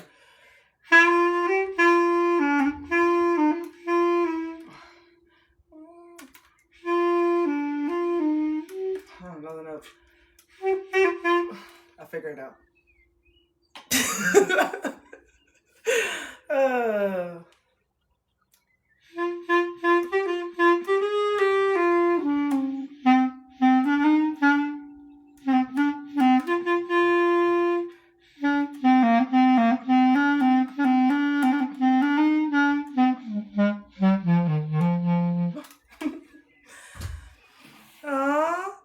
You got it. I don't know why okay, there must be something in that because I don't know why I randomly just started playing that. I haven't been working on that. I haven't listened to it. I haven't played anything. So Sesame Street, that may be a message or something, or I don't know. I literally have never tried to play that ever in my life. Ever. I've never tried to play that on my clarinet ever in my life. I have no idea how those notes okay, I'm just getting it right now. That's really weird. So maybe someone needs to watch Sesame Street. There's a message. You need to connect to your inner child. Maybe some of you are trying to figure out ways to connect more with that past version of yourself. For me, I love watching Hey Arnold. I love Hey Arnold and I love Daria. Those are my two favorite shows that connect me to my inner teen and inner child. Hey Arnold and Daria are two of my favorite shows. Like, I'll watch it right now. I've seen every single episode of Hey Arnold. You could just like flash a little thing and I'll tell you what's going to happen, what's happening. I literally love doing like character analysis. I see psychology students in college, and they're doing like character analysis of certain cartoons, and I love it. And it's so crazy because if you watch Hey Arnold, they say that like Helga's mom is on like substances and she's always drinking that smoothie and it's like wine. That's why she's always like, hey, Helga, and so aloof and everything. And because she's upset, she's sad, she's a stay-at-home and she doesn't like it. She has no purpose. She doesn't feel like anything. Her dad is like overbearing. And so I always felt that as a little kid. I always felt that. I'm like, she's drunk, she's doing this. And so to see people like and analyze the characters as an adult, and I'm like, it's just more and more showing me how like I have been so intuitive and so tapped in the way that I think for such a long time. Even just watching a cartoon as a child, I was never just like watching the cartoon. I was like analyzing their behavior. I was like, why is the mom always slurring? I was like critically thinking and like, oh, maybe it's something in that cup. Like, oh, maybe she's drunk. Like just all the little things that like, I guess you feel, and maybe this is all children, but like we feel like there's so many like adult concepts and so many different things in these cartoons. And we think that the kids, it's going over their head, but it's not. At least not for me.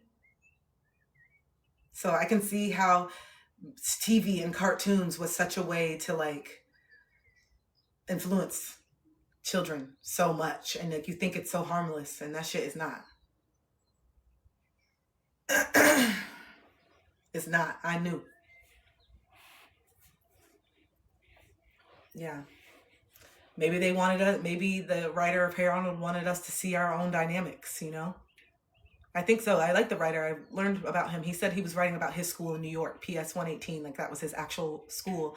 And I love the music that he chose. I always love jazz. Like I love Hey Arnold so much. That's a big part. I think I'm going to watch that a little bit today. But I was saying that like whenever you feel like so disconnected and you're like, I miss this version of me, put yourself in positions, put on a show, the nostalgia. I always tell my clients to make an inner child playlist. wherever you listen to music. Make an inner child playlist. Choose songs from elementary school, middle school, high school, just those years, and let it play and see what happens. Maybe you start crying, maybe you start dancing, maybe you start getting so hyped, maybe you remember the school dance, maybe you remember a really sad time that you're like, oh my gosh, I didn't know how much that bothered me. This song reminds me of this. Music is so transcending. That's why I give that as homework to my clients. And so watch a TV show, listen to old music, look at your yearbook, go to your favorite park that you used to love, or go to a park. If you love swinging, when's the last time you made a point to just go and swing on a swing set? Just like these little things that we overlook all the time, you know? And that is you trying to remember and put you in spaces where you used to be creative. When is the last time that you colored? When is the last time you got a coloring book or you drew and sketched? You used to doodle all the time during class. You know? It doesn't have to be for anything, just to relief and soothe you and allow your thoughts to flow a little more fluidly and just have a break from the stress. You deserve a break too. And so you have to be more intentional in the way that you spend your time going forward, and you know it. Oh, I love that. Last time I colored is my journal. Yeah, so it's time to be more intentional, and it's time to make time for you. And it's time to find the same love and empathy that you have for your own kids and how you would protect and ride or die for your own kids. I want you to start acknowledging that little child in you too. I want you to, because there's sometimes that resentment will come up with your kids, and it's not because you're just a resentful person and you don't want to see your kids happy, but there's still a part of you that longs for certain things, and you're deserving of that. And at least acknowledging like, hey, I still want these things too, and I am so grateful that I'm being able to give these things to my children. I'm so grateful that I'm able to create these safe spaces for my children. I know that I'm breaking cycles, but there's still a little child within me that needs a safe space. There's still a child within me that needs someone to be tender with and understanding and non-judgmental. And so how can I start creating that for myself so that I can continue showing up for my children the way that I want to? Because I know that you can't pour from an empty cup, and I don't want to test that theory out over and over again. I've been through the burnout. I'm exhausted. I'm trying to regulate and heal my nervous system for the first time in my life. And so I'm going to give myself grace for the ways that it's hard for me to have patience. I'm also going to give myself grace that I can't just break a pattern right away and that I fall back into same habits. I'm going to give myself grace that doing this, especially if I am a parent, my kids are my priority, but I am really slowly learning how to make myself a priority, and that feels really good. And little by little, you feel unapologetic. And then you can also incorporate things that the children can do with you, and you guys can connect with inner children with the children, because it's such an easy way to connect with your inner child when you actually spend present time with your child. And like, everything has to be like really rushed. No, why is it so rushed? At least we do that a lot as parents and adults, like, oh, really quick. It's always like in passing, always in passing. No, put the phone down. There's nothing on there that's more important right now. We have to really say, wait, am what I'm doing more important? Is this an opportunity to connect deeper? Isn't this what I wanted as a child? Is this phone, whatever I'm scrolling on and looking at, this drama that I'm watching on TikTok, is that really what matters the most? Why am I trying to escape and look at somebody else's drama when I have beautiful child that I can interact with right here? And some of us need to recognize that, because we are so hooked on the phone and the kids just doing all these things, and you knew that you wanted your parents' attention. And back in the day, they were just always reading the newspaper or reading a book or wanting to watch a television show or just talking and do it, and you wanted that attention. And so we have to just be more mindful of the connection and how we say it goes so fast and all these things. Okay, are you present for it? Are you present for it? Because I'm telling you, it's healing. It's healing. So, yeah.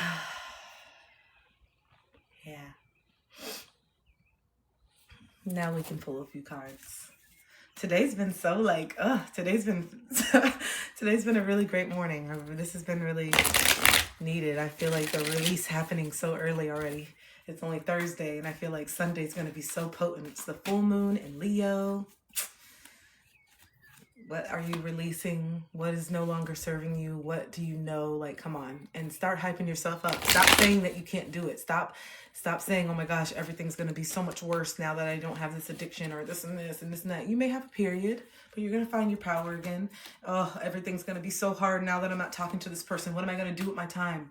You're going to slowly pick yourself back up. You're going to start pouring into your interests. You're going to remember how much you love to write. You're going to remember how much you love to write poetry. You're going to remember how much you love to make music. You're going to remember that book that you wanted to start publishing. You're going to start flowing.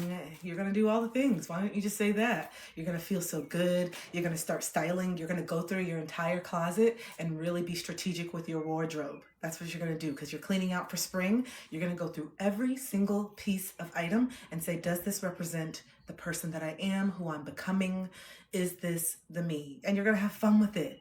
You're going to have fun with it, and you're going to lay stuff out, and you're going to put stuff together that you never did before, because your fashion and your style is changing, and you actually want to be a little more edgy and a little more daring and not so safe. You used to be so safe because you wanted to fit in, and I don't want to be too much. But now you're like, who am I when I'm not playing it safe? Who am I when I don't give a damn how I'm being perceived? That is who I want to know. That's who I want to know. Write that down. Who am I? Who am I when I'm not playing it safe? Who am I when I don't give a damn? And don't give a damn. Who am I when I don't give a damn how I'm being perceived? That's who I want to know. That's who we're figuring out this springtime. That's who's going to emerge as the weather gets warmer and we start to come out. And right now we're hibernating. We're figuring it out. But whoever's going to emerge in March, April, I can't wait. Nice to meet you. I can't wait to meet you. Okay, let's go. You've wasted so much time dwelling on this shit. You've wasted so much time. It's not a waste. It's not a waste. But once you've learned the lesson, you can understand, and you're just continuing to consciously do it. I do feel like it's a waste of energy. It's one thing if you don't know about it and then you're first learning about it and you need time to process it. But once you process it, you can speak to it, you know it, and you're just speaking to it. Yeah, I know I'm not supposed to be doing this. And then it's just like, okay, so now we got to really sit with what's deeper. Well, you know better, but what's making it hard to do better? Okay, well, I'm scared of how it's going to feel. Okay, we got to start normalizing our feelings. They're not meant to keep us stuck in cycles of suffering. That doesn't feel good anyway. Don't you see how that's counterproductive? You're keeping yourself stuck in a cycle of suffering that does not feel good, that just feels just enough, just mediocre, because you're trying to avoid feeling something that may feel really deeply. But on the other side of feeling something deeply comes the catapult of bliss and euphoria of the freedom of honoring yourself. You know this. You've been through it enough times to know after you go down, you go back up. When you go up, you're brought back down. It's always like that. So if you're in a deep low, if you're scared of going into a low, you got to know what's on the other side of that. That's what you're delaying, because you don't feel like you can handle it. You can. You handle everybody else's emotions, but you can't handle your own. You can handle everybody else's emotions that don't even belong to you, but you can't handle the ones that are in your body. But you can handle everybody else's shit that's not even yours. Well, maybe that's why you can't handle the stuff that's yours, because you're so worried trying to handle everybody else's shit. When you don't have to, when a lot of times they didn't ask you to, because I can guarantee, put a heart in the chat if I'm right, these toxic relationships that you're pouring all your time and energy, did those people come to you and say, hey, can you help me change and change everything about me? Can you point out every single thing that I'm doing wrong and make me change to make you feel safe? Great. Thank you. I really want you to point out everything. I'm really ready to change. I'm really ready. So can you point everything out? Put a heart in the chat if you made it your mission to do that. I don't think that they came up. I don't think they asked you. A lot of times you took it upon yourself because it was a distraction from the work that you needed to do within yourself. It felt more comfortable to fixate on someone else's shit than to look in the mirror and say, oh, we got the same shit. And he's responsible for his shit and I'm responsible for mine. She's responsible for her shit. She's responsible for hers. Whatever it is. They didn't ask. And so this altruistic persona that you have is really some manipulative tactics as well as not knowing better, as well as love. I'm not saying that it's all that, but some of it is to make yourself feel safe and to avoid uncomfortable emotions. I'm uncomfortable with the fact that I know I need to walk away, so I'm going to fight harder for them to be what I need to be, because walking away and not having them and having them be better for the next person, I hear that. If I had $1, they're going to be better for the next person. Okay, good. So are you. So are you. Why are you so worried about what they're going to do in the next person? And you know damn well that person's not ready to do the work yet. And you know damn well they're going to perpetuate this cycle because you were there. You were trying to force them. They weren't ready. So stop making up all this shit in your head that continues to keep you disempowered. Yes, I hope they do treat someone else better so we can stop these toxic ass relationships. I hope they do wake up. I hope they heal. And I hope all of it. And I hope that you also do the same. And I hope that you also look in the mirror and see your worth. And I hope you see that you're amazing. And I hope that you take people off the pedestal, because when you put people on the pedestal, that automatically means you're beneath them. And I don't know why you go into things thinking that, but your behavior acts like it. Okay? So act like you're worth it. Act like you are worthy and deserving. And if you can't act like it, you need to dig to the root of why you don't feel that way. But that takes you being brave enough to admit that you don't feel deserving of certain things, only for us to get to the root of why you feel that way. So when you're done wearing the mask, when the curtain closes, when the lights go out, who are you then?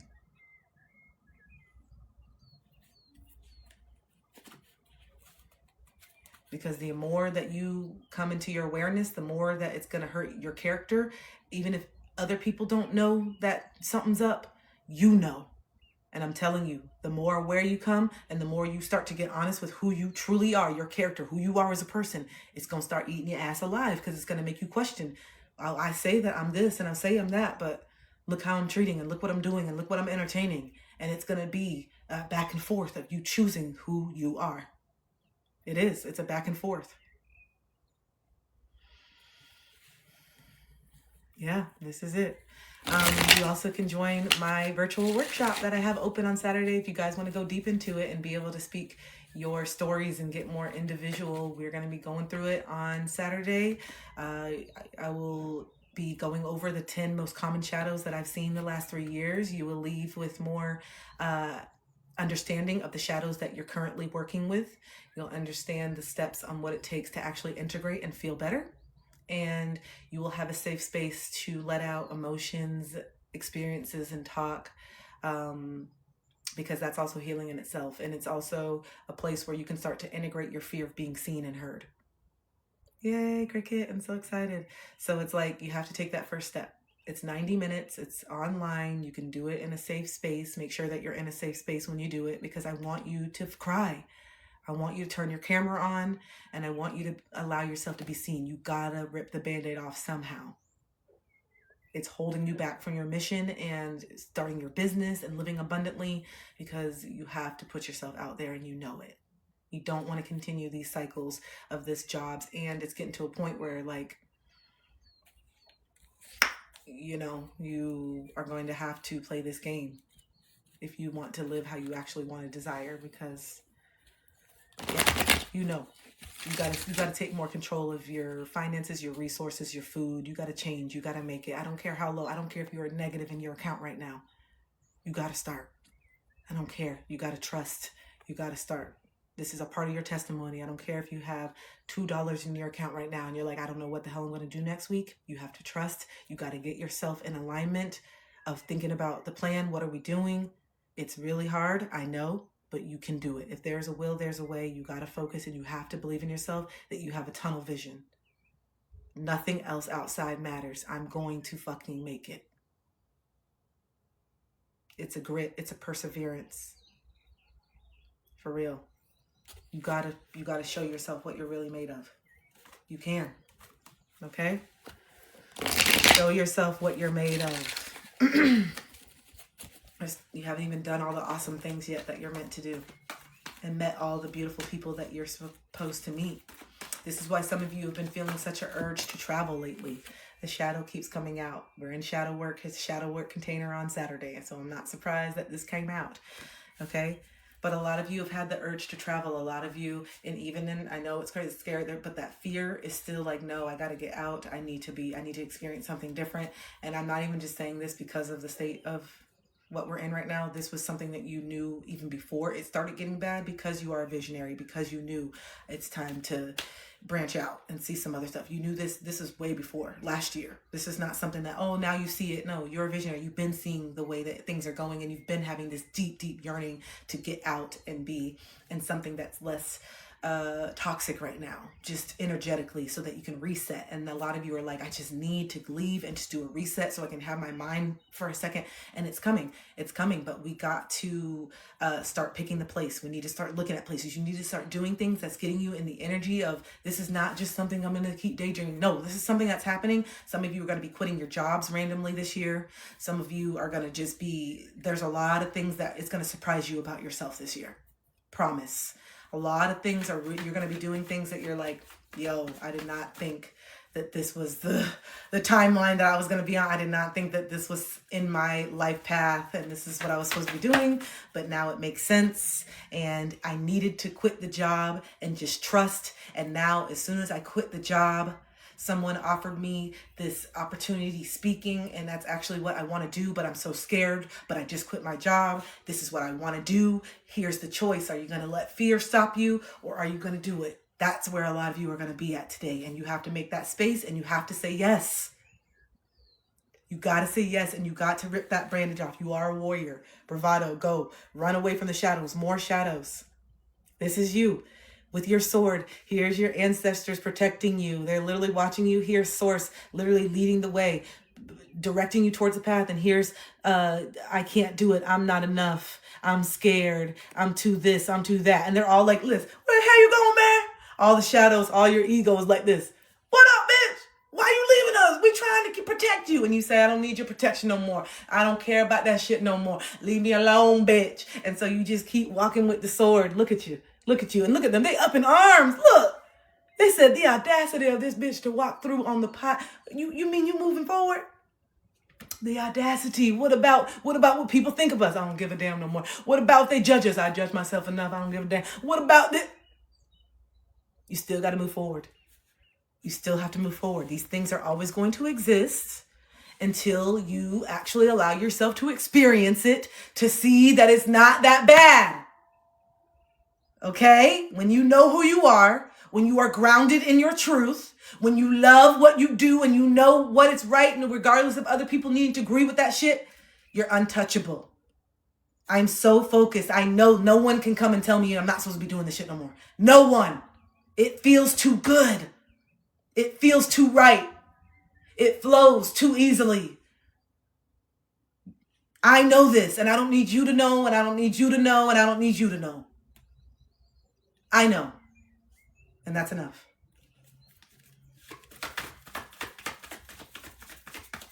Okay? Stop. You're literally making yourself dull because you just over here just pushing down some of the most beautiful parts of your personality, trying to appease people that you're not even going to be with them in the next chapter. I'm trying to tell you. As soon as you step in and do it, there's a disconnect that's going to happen because it's already happening and you already feel it and you know it. And that's probably a reason why you're not stepping into it, because you're still mourning and grieving. And I get that. You're grieving these losses that you know are just like, yeah, this is just not it. And it's like really hard to come to terms with that. Okay? And so, yeah. You just know, when things are changing, when things are kind of evolving out, when things are fading out, when it feels forced, when you feel obligated, when you feel like you have to do something, when you're doing something because you feel bad, you do it, you're doing something because you feel you have to, you're doing it because you feel like you'll be a bad friend if you don't, So you have a choice if you're going to continue to do things for those reasons or not. I'm not going to tell you what to do. You know what to do. You know how you feel. You know what you're doing. I don't need to tell you what to do. You feel it in your body when you abandon yourself now. You feel it in your body when you betray yourself now. You feel it in your body when you're lying to yourself and others. You're so aware of it now. And that will bring on some shame sometimes. So some of us are integrating shame. And this is one of the shadows that we will talk about on Saturday. This is a tender one. This one's hard because this is why we blame people. This is why we get defensive. This is why we don't take accountability. And this is because this shadow here, shame. So if you can learn to integrate shame, a lot of shadows can come out to light. If you can learn To make peace with shame, oh man, you guys, can I tell you the weight that lifts off your motherfucking shoulders? If you can learn to integrate shame, if you can allow yourself to integrate shame and let the shame come out and put yourself out there and allow it out and then see how it feels to be out there. Wow, okay, this feels nice. I feel like it's out. This is me. I accept it. And so I'm okay if you can't. I know who I am, independent of this thing that's making me feel shame. I know that what made me feel shame was actually not even my fault. Why am I feeling bad that someone violated me? Why do I feel shame that someone violated me? Make it make sense. Why do I feel shame? Yeah, no. That's not fair for me anymore. That's not fair to me anymore. I release the shame by talking about it. You can check out those parts of my podcast on the second episode. Again, my new episode of season 3 just came out yesterday, guys. I would love for you to go listen. It's on all major platforms. The links are in my bio. If you want to watch the visual, it's on YouTube. Please make sure that you're following my YouTube because I will be phasing out on TikTok soon. So if you want to continue these lives, if you want to continue my content and ways to interact and work with me, please make sure that you're following me on Instagram and YouTube, and just that you have my website, which is just my name.com, KristenUnderwood.com. So, yeah. I don't know what I was saying. But yeah, we're going to integrate shame. We're going to work on that because, yeah, the podcast, my second episode, my second season is all about me really talking about the abuse and the things and how I felt and some of the really shameful things that manifested after my abuse, after you know, and I came to terms with it. But like one of the ones that I listened to, or that I can't even talk. One of the episodes that I feel touched and hit a lot of people that was really hard for me to put on a podcast was some of the things that we started gravitating towards and some of the movies that I used to watch, not knowingly being disassociated from what happened to me with my mom's boyfriend. Some of the things that I would watch, stepdad and stepdaughter, some of the things brought me so much shame because I'm like, what's wrong with me? Why am I watching this? Why do I like this? What is wrong with me? And it was something that I just kept in the darkness of my room, and like, there's something fucked up. This is like a crime. Why am I getting, and then not knowing that this was my first introduction into that. But it was so painful that I dissociated from it. And so I had no idea that I was carrying this, but then my behaviors were making me feel like I was just inherently fucked up. I really thought that. I'm like, I'm fucked up. There's something wrong with me. And that hurt to carry that and feel that for so many years, when I understand now why I was looking at that stuff, because I was so young and because of what happened. And I thought it was normal and it was something, and that's what would hurt me the most. And I talk about it in the episode where I would try to watch normal age, normal, you know, I'm talking about consent, normal this. And I would be like, oh yeah, this is okay. But then as soon as it would be like an older man and a younger, ooh, whoa, this is it. And that brought me shame. And so now I see why I have so much shame, even when a feeling not worthy of pleasure. I see how that has really messed up my mind, because look what I'm deriving pleasure from. Something that's sick, something that's a crime. What's wrong with me? You're not worthy of this. And so I have really disconnected from that part of myself for a very long time and just feel nothing. And so I'm really working on waking the womb back up and speaking kinder and doing positive affirmations to my womb and allowing myself to heal and do the things and just talk and say, it's not your fault. It's okay. It's safe. You deserve it, because you really can just disconnect yourself from that. Like in my experience with SA, like you can just be something hyper, and people call it promiscuous, but you can be super hyper or hypo or like I thought it was like A's. Like, I'm like, what's wrong with me? And I felt like my sexuality would only kick on when it was time for me to perform for a man. That's the only time that I felt like it would kick on. But all in between, when I was single and I wasn't the person that was like, oh, I need it. I was the one like, thank God I don't have to be put in these stressful ass situations and relationships, because I love going to the movies. I love going out to the dinner dates. I love dancing. I love cuddling. I love watching a movie. And then when it comes down to the intimacy, that's where I fall apart. And not because I don't want to, and not because I don't want to connect. I deeply do want to be present and connect, but my body dissociates without me even asking it to. And so I have to really feel safe to say, I'm like dissociating right now, and just like feeling overwhelmed. Can we just slow down? I know that you're just doing this, but actually just like kissing is just a lot. I need to feel empowered enough to say that and not worry if I say that, oh, the guy's going to think I'm so stupid and he's going to be like, what the fuck, and all these things, and just say, however he reacts, however they react, whatever it is, that's what it is. And then I have to be strong enough to act accordingly from that. I have to allow people to see me. I have to allow people to hear what my boundaries are and be vulnerable with how I'm really feeling in that moment, and not perform and do something that I really don't want to do. I'm so tired of performing, and I made a promise to myself that I would never fake another climax ever again. It's such the biggest betrayal of your body to just lie to your partner and just lie to yourself every day. Every time you do that, like, yeah, just lying to yourself. And that is just kept reiterating, I'm not deserving of it. You just perform, and they just get all the pleasure, and you just perform for them, and that's it. That was the ideology that I kept perpetuating. And so of course I'm not going to like it. Of course I'm going to shy away from it. Of course I don't want to do anything, but because look, my relationship with it is so toxic. You know, my relationship with it is so toxic. And so built on serving others instead of myself. And so I'm working on having a healthier, intimate relationship with myself, and not feeling weird, and just really sitting with the feelings that come up, and not forcing myself to be all this, and just be like, sometimes I'm just like, can't like force myself to be in the mood. That's why I used to think it was my hormones. What's wrong with my libido? What's wrong with me?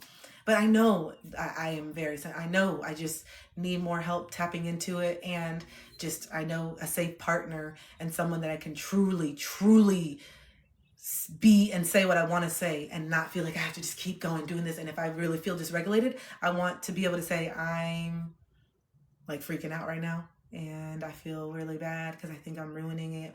We're on vacation together. This was supposed to be perfect, and I'm in my head. I want someone to be like, it is perfect. The fact that you're being honest with me, this is perfect. Let's talk, and let's if you don't want to do anything, let's get dressed and let's go get some ice cream, and let's go talk about it. What makes you feel comfortable right now? What would make you feel safe right now? That's the intimacy that scares the shit out of me.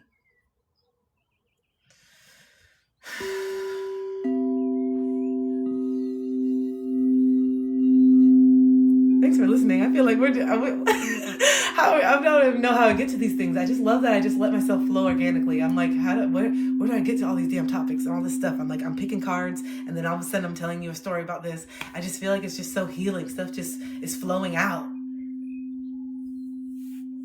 Like, we need acts of love, like going to the movies, listening. Yes, I love that kind of stuff. But then the part of me that's felt so disconnected from a real intimate connection, and also experiencing certain feelings, pleasure, all the stuff has just been like numb for me so much. And so I'm just really excited to actually just be like, whoa, like I'm just being so for real with you guys. Like, I'm very excited to actually be like, wait, I thought I couldn't do this. Because that's how I felt for so long, you know? He listens to the space. I'm more disturbing. I know. To heal. I'm scared speaking to the student. Yeah, earlier convo, healing. You got this. I know. We have to receive the love. We have to be open. Your vulnerabilities are. Oh, thank you. Thank you.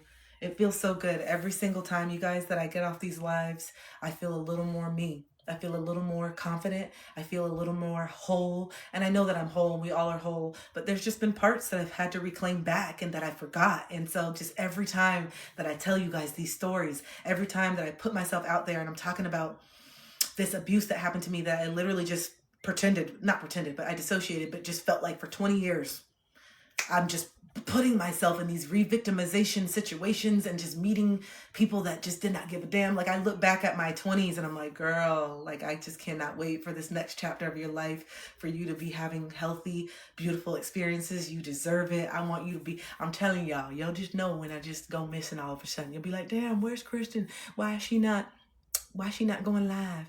And then all of a sudden you'll just come to my page and you'll just see like a chili pepper. That's going to be the code for She getting it. Okay, when you see a chili pepper, you're gonna see a chili pepper. I'm gonna be like, I'm out. Okay, I'm catching up. I'm making up for time.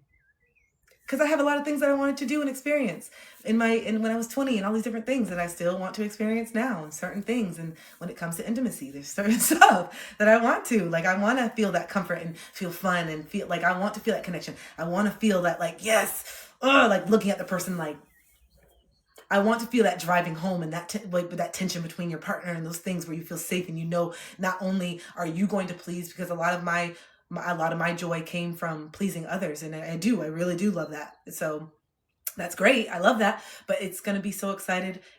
Like, yes, I don't have to, first of all, I can be sober. I don't need to run and go do something because I'm so nervous. So excited about that. And so excited. I feel safe. This is great. And knowing this is going to be good for me too. That's what I'm excited about. Wow, I'm going to feel something great too. I'm telling you guys. When I tell you every single experience was fake. I'm trying to tell you, when my body hasn't even really reached levels that I know that it's capable of. I haven't had the opportunity. I haven't had the access. I haven't been able to reach it. So I know that I haven't experienced certain things that I'm very excited to experience. I know that. But I knew that it wouldn't have ever happened if I wouldn't have finally addressed up here. Because this is what was keeping me from feeling anything. My mind would literally just shut off. It really was just like, as soon as we do it, I'd be like, here we go. And in my head, I'm not thinking about anything me. I'm not thinking about anything like, yes. If anything, I'm like, oh, hurry up. I don't like this, or hurt. Or I'm just like, what will he like? Well, what can I do to help him? How can I make him? Oh, I know he's liking it because he thinks I'm sick. Oh, he thinks it. Oh, he's really liking it. And it's like, what about me? I'm never I'm not even thinking about me, like, ever. And so no wonder why I'm not feeling anything, because it takes that mind-body connection. And I didn't know that. No one told me. No one talked to me.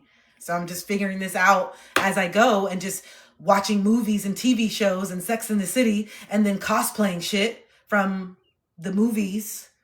So I'm just cosplaying and just doing all this. And it feels so inauthentic. Always.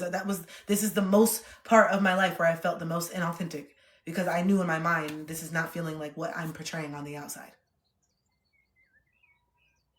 And it just made me sad every single time that it would end and it was great and let's lay, oh yeah, it was great. Okay, I go to the bathroom, and I would just be literally sitting here. I'm like, this is the rest of my life. That's what I would feel like. I'm like, this, I'm never gonna expand. Is everyone fucking lying to me? Is everyone just not feeling nothing? Why don't I get to feel this? Like, why can't I be excited? I'm so tired of when my partner starts to make advances, I immediately am getting anxious and how am I going to do this, and let me get a joint because I'm annoyed. I want to be the one wanting it. I want to be the one genuinely initiating it, and not because I'm trying to put on and I want to put on for them and please them. No, because I genuinely want it. I want it. I want that release. I want to connect in that way. I want to feel it. I'm excited for it. I can't wait. I'm the one that's going crazy all day. I want to feel that. I don't like the fact that I can go 4 years and be okay. I don't like that. I like it, but I don't like it. I like that I have the self-control and I'm out here. I'd rather just be doing that. But also it's robbing me of experiences and connection that I'm craving. So there's that. Thanks for listening. Devotion. You know that you have to be more devoted to your spiritual practices this chapter. You know that you have to lock in with the meditation. You got to lock in with some breath work. You got to lock in with something consistent that is constantly keeping you clear with these downloads, your mind. Hi, Ginger. Hi, Adeline.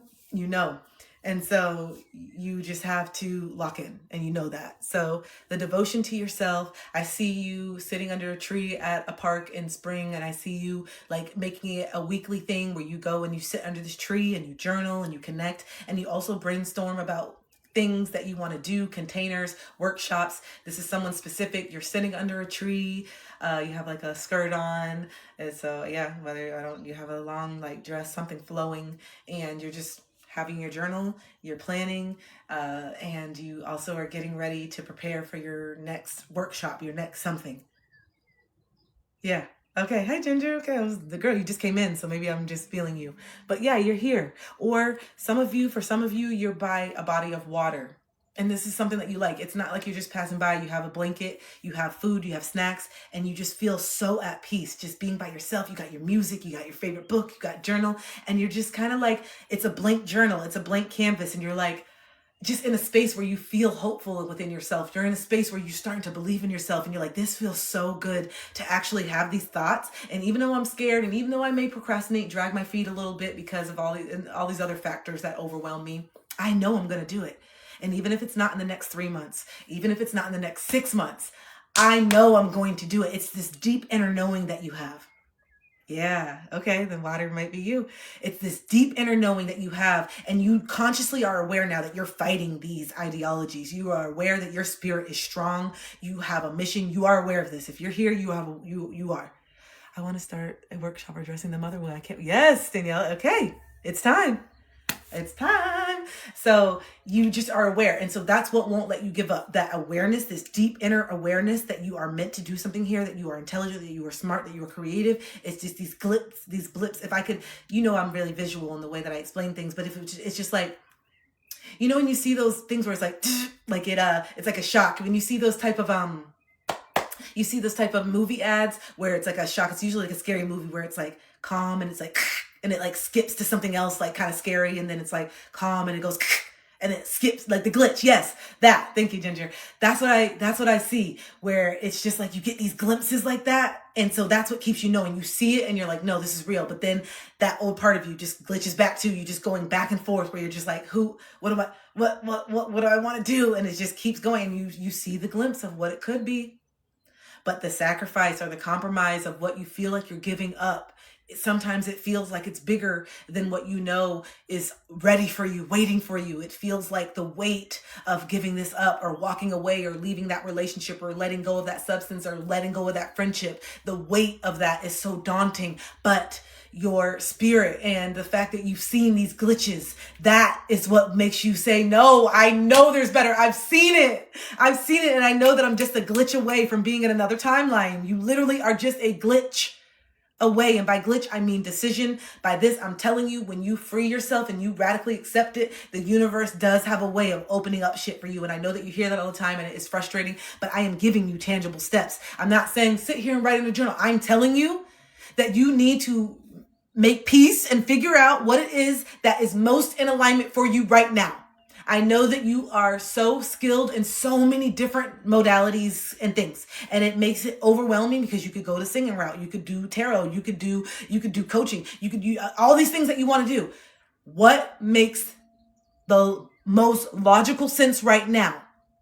I know that there's a version of you that does tarot. There's a version of you that does oracle. There's a version of you that's going to be CEO. There's a version of you that's going to open a school. There's a version of you that's going to have your own coaching practice. There's a version of you that's going to sell your art in a gallery. Where are you at right now that makes the most sense? I know these are all different lives that you're going to live. You haven't even lived them yet. What life do you want to live right now in the moment? That's the question. What makes the most sense? For me, I love talking. So when I dissolve my personal training business, which I'm kind of revamping it and adding some personal training and fitness stuff along with my mental health stuff. So stay tuned for that. But when I dissolved my personal training business, I came and I just sat here and I'm like, what is it? What is it? I know damn well I'm not going back to a 9-to-5. I already quit that. What is it? I know. What is it? And it was like, talk. This is what you've always gotten in trouble for. This is what everybody told you to stop doing. Talk. You have so much inside of here, Kristen. You have so much to say. And so I said, okay, I do. How do I do this? Well, they're like, okay, here's a whole social media platform. Here you go. This is in 2021. Here's the rise of people doing this. You see people doing it. You see people speaking their truth on here. So why can't you? And then that was it. It literally just clicked. And the first logical step was for me to upload a video of me talking and sharing my truth and sharing my experiences in my spiritual awakening, sharing my experiences with the dark night of the soul, and just sharing the things that I've gone through. Oh, I'm like, where did I ask this? So, yeah. And that was the first logical step for me. And then it just grew. And this is why I'm sitting here talking to you with, almost 300,000 between all my platforms, which that doesn't even matter and whatever. But I'm just saying, clearly people resonate. And it's not just about how big the number is. Even if you have 10 people that start resonating with your content, that's 10 people that you're impacting. We need to stop looking at these big numbers, big picture. Everything's got to be big, big, big. No, it doesn't. Don't tell me that you would not feel so freaking grateful if you had 100 people that showed up to hear you speak in person, just like you have 100 people that viewed your video. And I know you would be overwhelmed if 100 people came and said, hey, we support you. But because you see everybody else's numbers and you're constantly comparing yourself, you downplay the impact that you're making right now because it's not as big as everybody else and it's not as much as this person and my videos are not as viral as that. So that means that I guess the information is not good. No, you are being tested. You are being initiated into this path of healer. And before Spirit is going to send you all this stuff, are you going to be consistent? Are you ready for this passion? Are you ready for the lulls and the times that you're not going to be getting a lot of attention? Are you ready for the times that your videos are going to get 200 views? And then sometimes they may get 500,000 views. Are you doing it for that? Or are you doing it because even if you change one person's life, that is worth it? I know it puts a lot into perspective when you think about your intention on why you want to do things when you actually get real. So ask yourself, why do I want to do these things? What is your why? That was the first thing that I did in 2021 when everything blew up with my ex and all the stuff with my mom and all the stuff. I came back to my home in Florida because I was living on the West Coast at the time. And I said, what is my why? What is it? And I wrote it out. And ever since then, I've been living by it. So write it out. Do these assignments with yourself.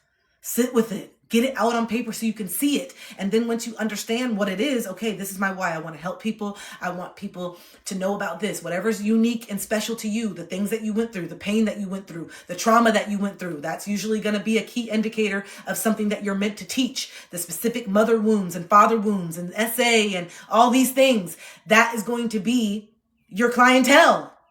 Because you have experience in it already. This is why I try to tell you, you're not an imposter. You're just not applying and processing all the stuff that you've experienced already for you to articulate it. You can't comprehend it because you don't give yourself time to actually make sense of what happened to you. So that way you can teach it to other people. That's why you feel like you're an imposter. You're not an imposter. You just need to create structure around what it is that you want to do.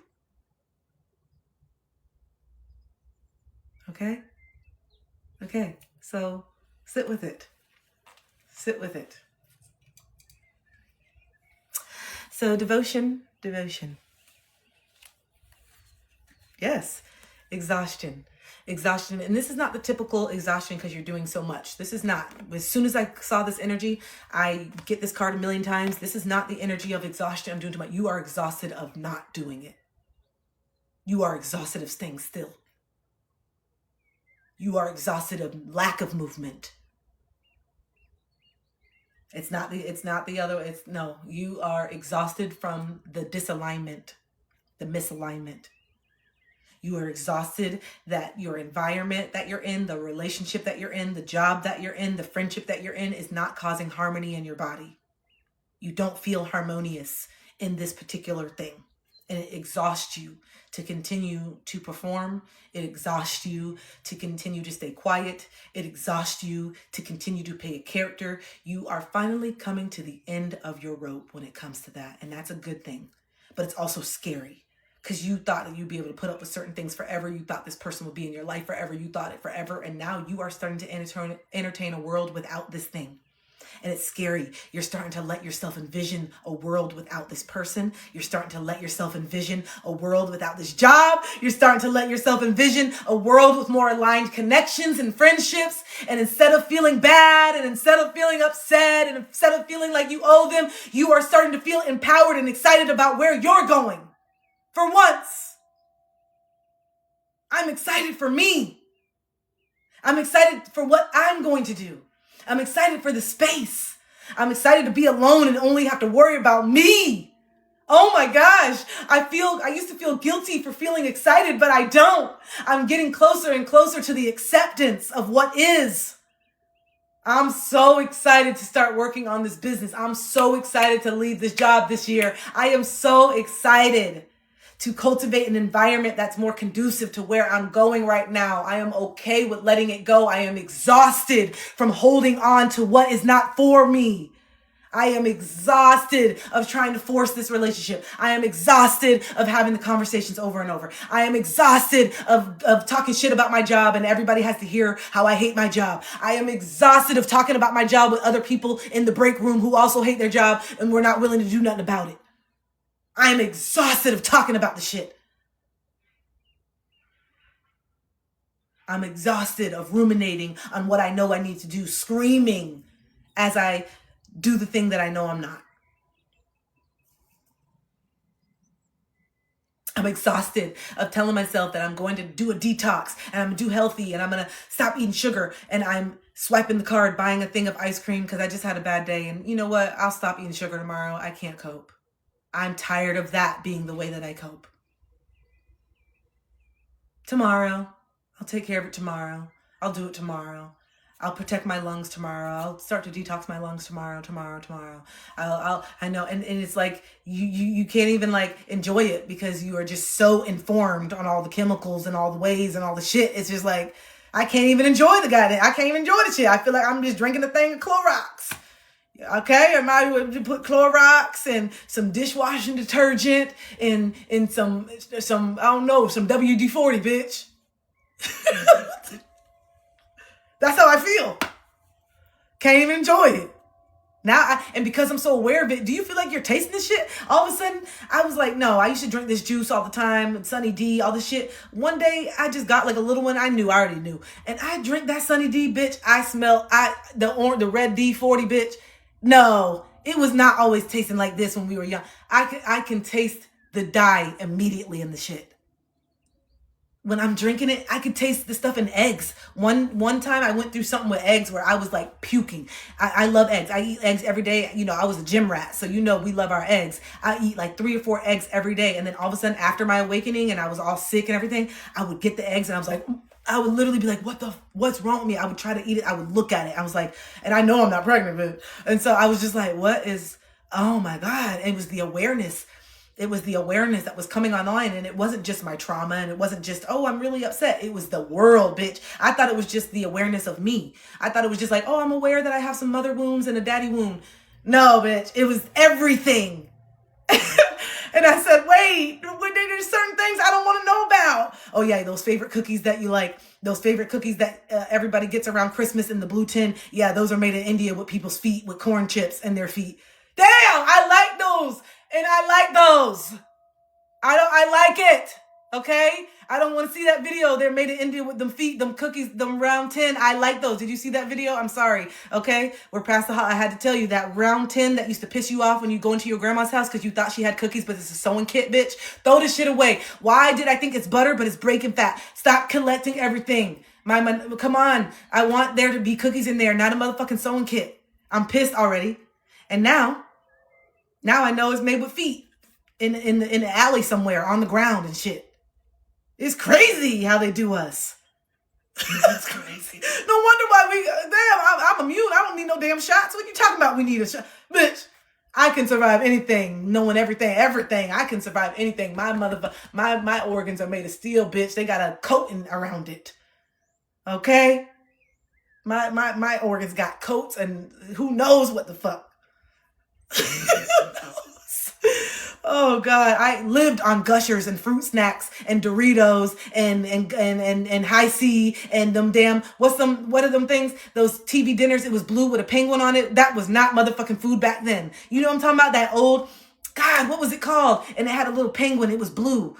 It was blue and it was like a little thing like that. And it had like 2 little things that kids cuisine and it had the penguin and it was blue. And I always wanted the one with the brownie, but you can't cook it long enough because that bitch would be fried up and I would get so mad when the brownie would be dry. And then I hate it when they put those cinnamon apples and they're just fried up. And then the chicken, it looks like a shape like a chicken, but it's not a motherfucking chicken. And then the corn was good. And then if you did the potatoes too much, it would fry up. I would get pissed off. These directions are not right. And these microwaves are too strong.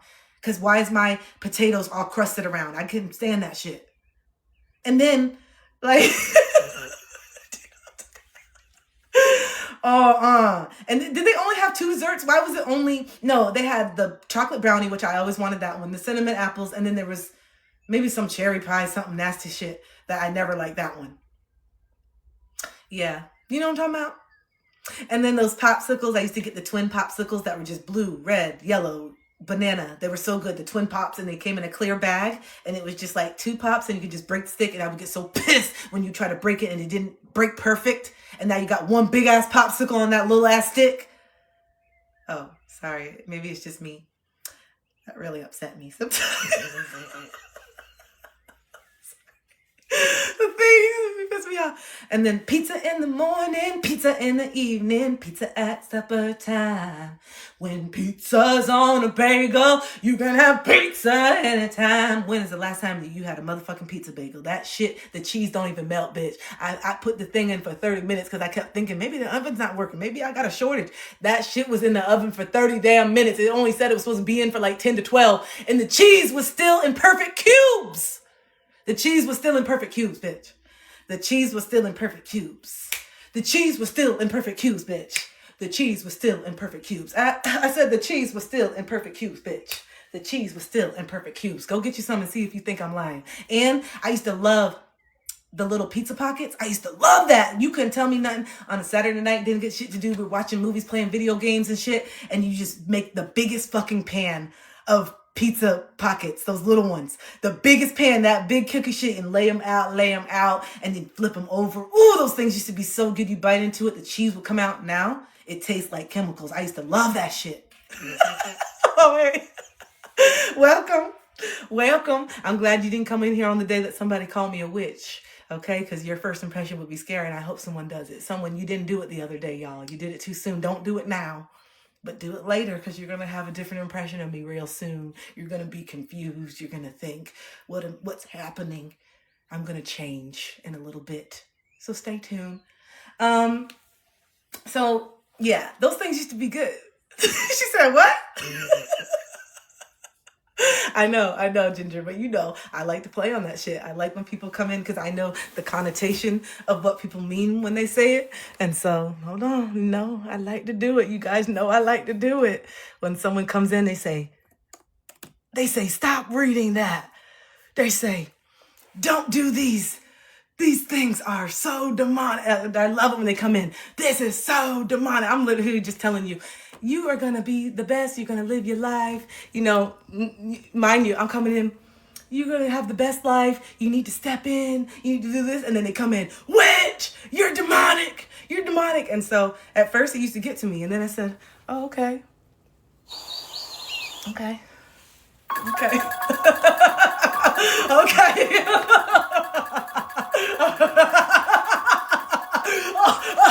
He caught me.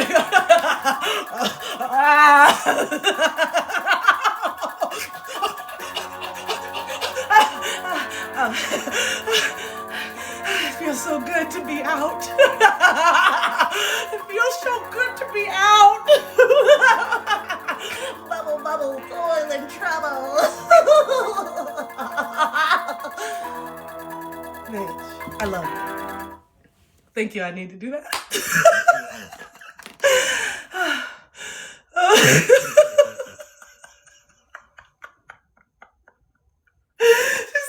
What's going on? I just got here. Hi, what you think of me now? Hey, what you think of me now?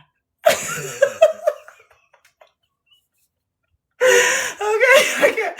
I watched it. I like scary movies growing up, you guys. I always said, don't let me work out Halloween Horror Night, bitch. Don't let me get a job at that motherfucker. They gonna be like, Kristen now.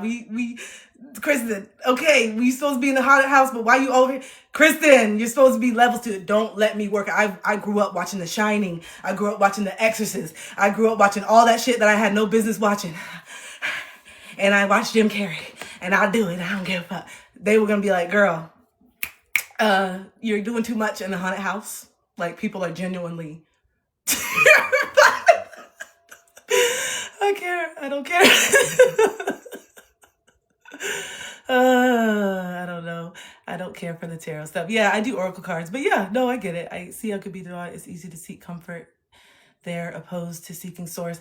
And so I think that the same can be true about the Bible. The same can be true about going to church. The same can be true. We all put our faith in these inanimate objects and other people when the source is within. You really don't need to do tarot. You really don't need to go to church. You really don't need anything to have a connection with source. And so it's like, it's just, what you believe. But anyway, it's 9:19. That's my tattoo. I love this shit. Gosh, whoever just came in, how you doing?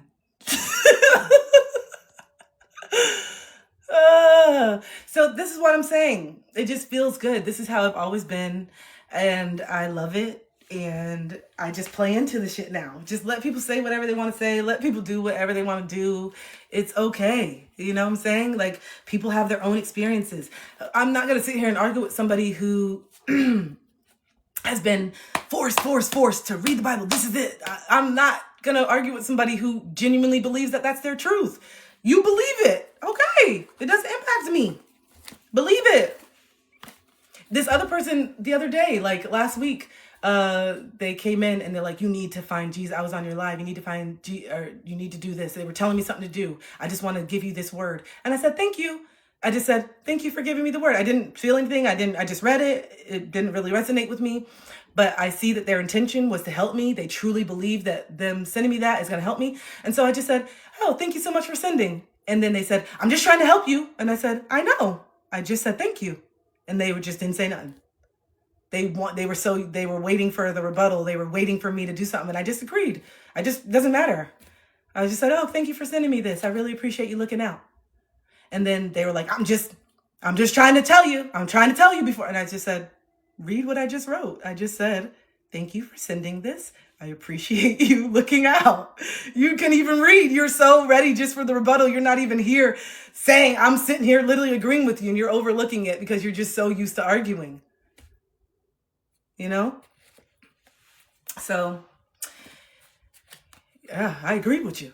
I literally didn't even say nothing. I said, thank you. Thank you for sending me the scripture. If you're doing it from a place of love and your intent is really to help me, I'll take it. Even if I don't resonate with it, thank you for sending me the love in your way. We all love in our own separate, different ways. And I accept how all the other people love. My mom, she loves to pray. I'm not someone who calls it praying. Maybe I meditate, but my mom loves to pray. And so the other morning, I just felt it on my spirit. I called my mom at like 6 a.m. when I was getting ready. I'm like, hey, Mom, I want to pray with you this morning before you start the day. And she was just like, what? And I was just like, yeah, I just want to pray with you this morning because I know that means a lot to her. So even though it doesn't resonate with me like to wake up and say that, those words are whatever. I pray all the time. I talk all the time. That's just not how the verbiage I use. And then yeah, I just called her and it just put it on my heart. And I like to really follow those intuitions when I get that. And I did it. And I just said such a beautiful thing. I just let it flow for both of us, and just how grateful I am that our relationship is where we're at. And please give us the strength to make good decisions for our body and just all these different things. And she was just like, when we got done, I'm like, okay, Mom, I got to finish getting ready to work. I love you. I just want to do that. And she was just like, wow, thank you. That was really amazing. And then I talked to her later and she's like, what? I love that you did that. Yeah. And so I'm just really trying to open myself up and see that not everything, the intent is just not negative or trying to do it. And just knowing that I can't be swayed. My mind is too strong. I'm too strong in my mind. I'm too strong in who I am. And so someone inviting me to church or someone trying to read a scripture is not threatening to me.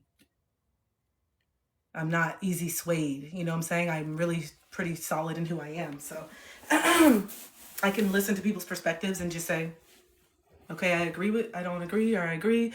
And I'm not a teacher that's like, you guys all need to be like me. I'm not followers. I don't want that. I want people who follow their own mind. I'm just showing you what it looks like and how it can feel to follow your own mind. I'm not telling you what to think. I'm teaching you, hopefully, how to think for yourself and how liberating it can be to just stay in your own lane and march to the beat of your own drum and do your own shit.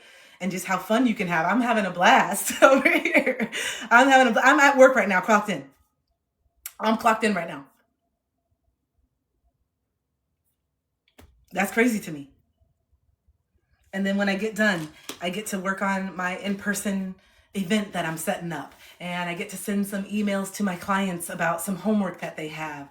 And then I get to continue working on my second book and get it out there. And what else am I working on today? What else do I have Thursday? Yeah, I have one coaching call today, so I get to meet, and that's so exciting for me. I'm doing everything that I love. I'm so grateful. And I may not be in the space that I ideally want to be financially, but I am rich. Yes, Cricket, it's February 22nd, 222. I haven't released it yet or put it up yet. It's going to be more intimate. I'm only releasing 10 tickets because it's going to be a sound healing, shadow work, in-person workshop, and we're going to move around. So if you're coming to this in-person event on February 22nd, if you're in the Tampa Bay area, you need to be ready to be open. You need to be ready to move and get out of your comfort zone, because you know I'm going to help you get out of your comfort zone, and I'm going to help you move your body around, and then I'm going to hold your hand and give you a hug when you cry. And then at the end, I'm going to send you onto the highest vibe day for the rest of that day. 222, such a big portal for manifestation, especially love. I'm going to send you off to continue having the highest day. It ends at 12:30. I haven't decided yet. And y'all are going to feel so good after that. You're going to move your body. You're going to connect with people. Oh, I love it. I appreciate that. You appreciate your support with my book. I really do. Thank you so much. But you're going to move your body. You're going to connect with people. I'm going to bring some cacao for us, because I don't know if you've had ceremonial sacred cacao, but I get mine from Peru, and it is a natural heart opener. It's not like a psychedelic. It's nothing like that. It's literally just pure cacao. So it's not going to be super sweet like milk chocolate. It's going to be more earthy. It has some vanilla bean in it, some chili, a little bit of cayenne pepper, and it's ceremonial, and it's from Peru. And so we'll drink that. We'll get our hearts opening. We'll get our hearts flowing, and then move a little bit. Then we'll go into our deep share. It's going to be at a park outside, really beautiful.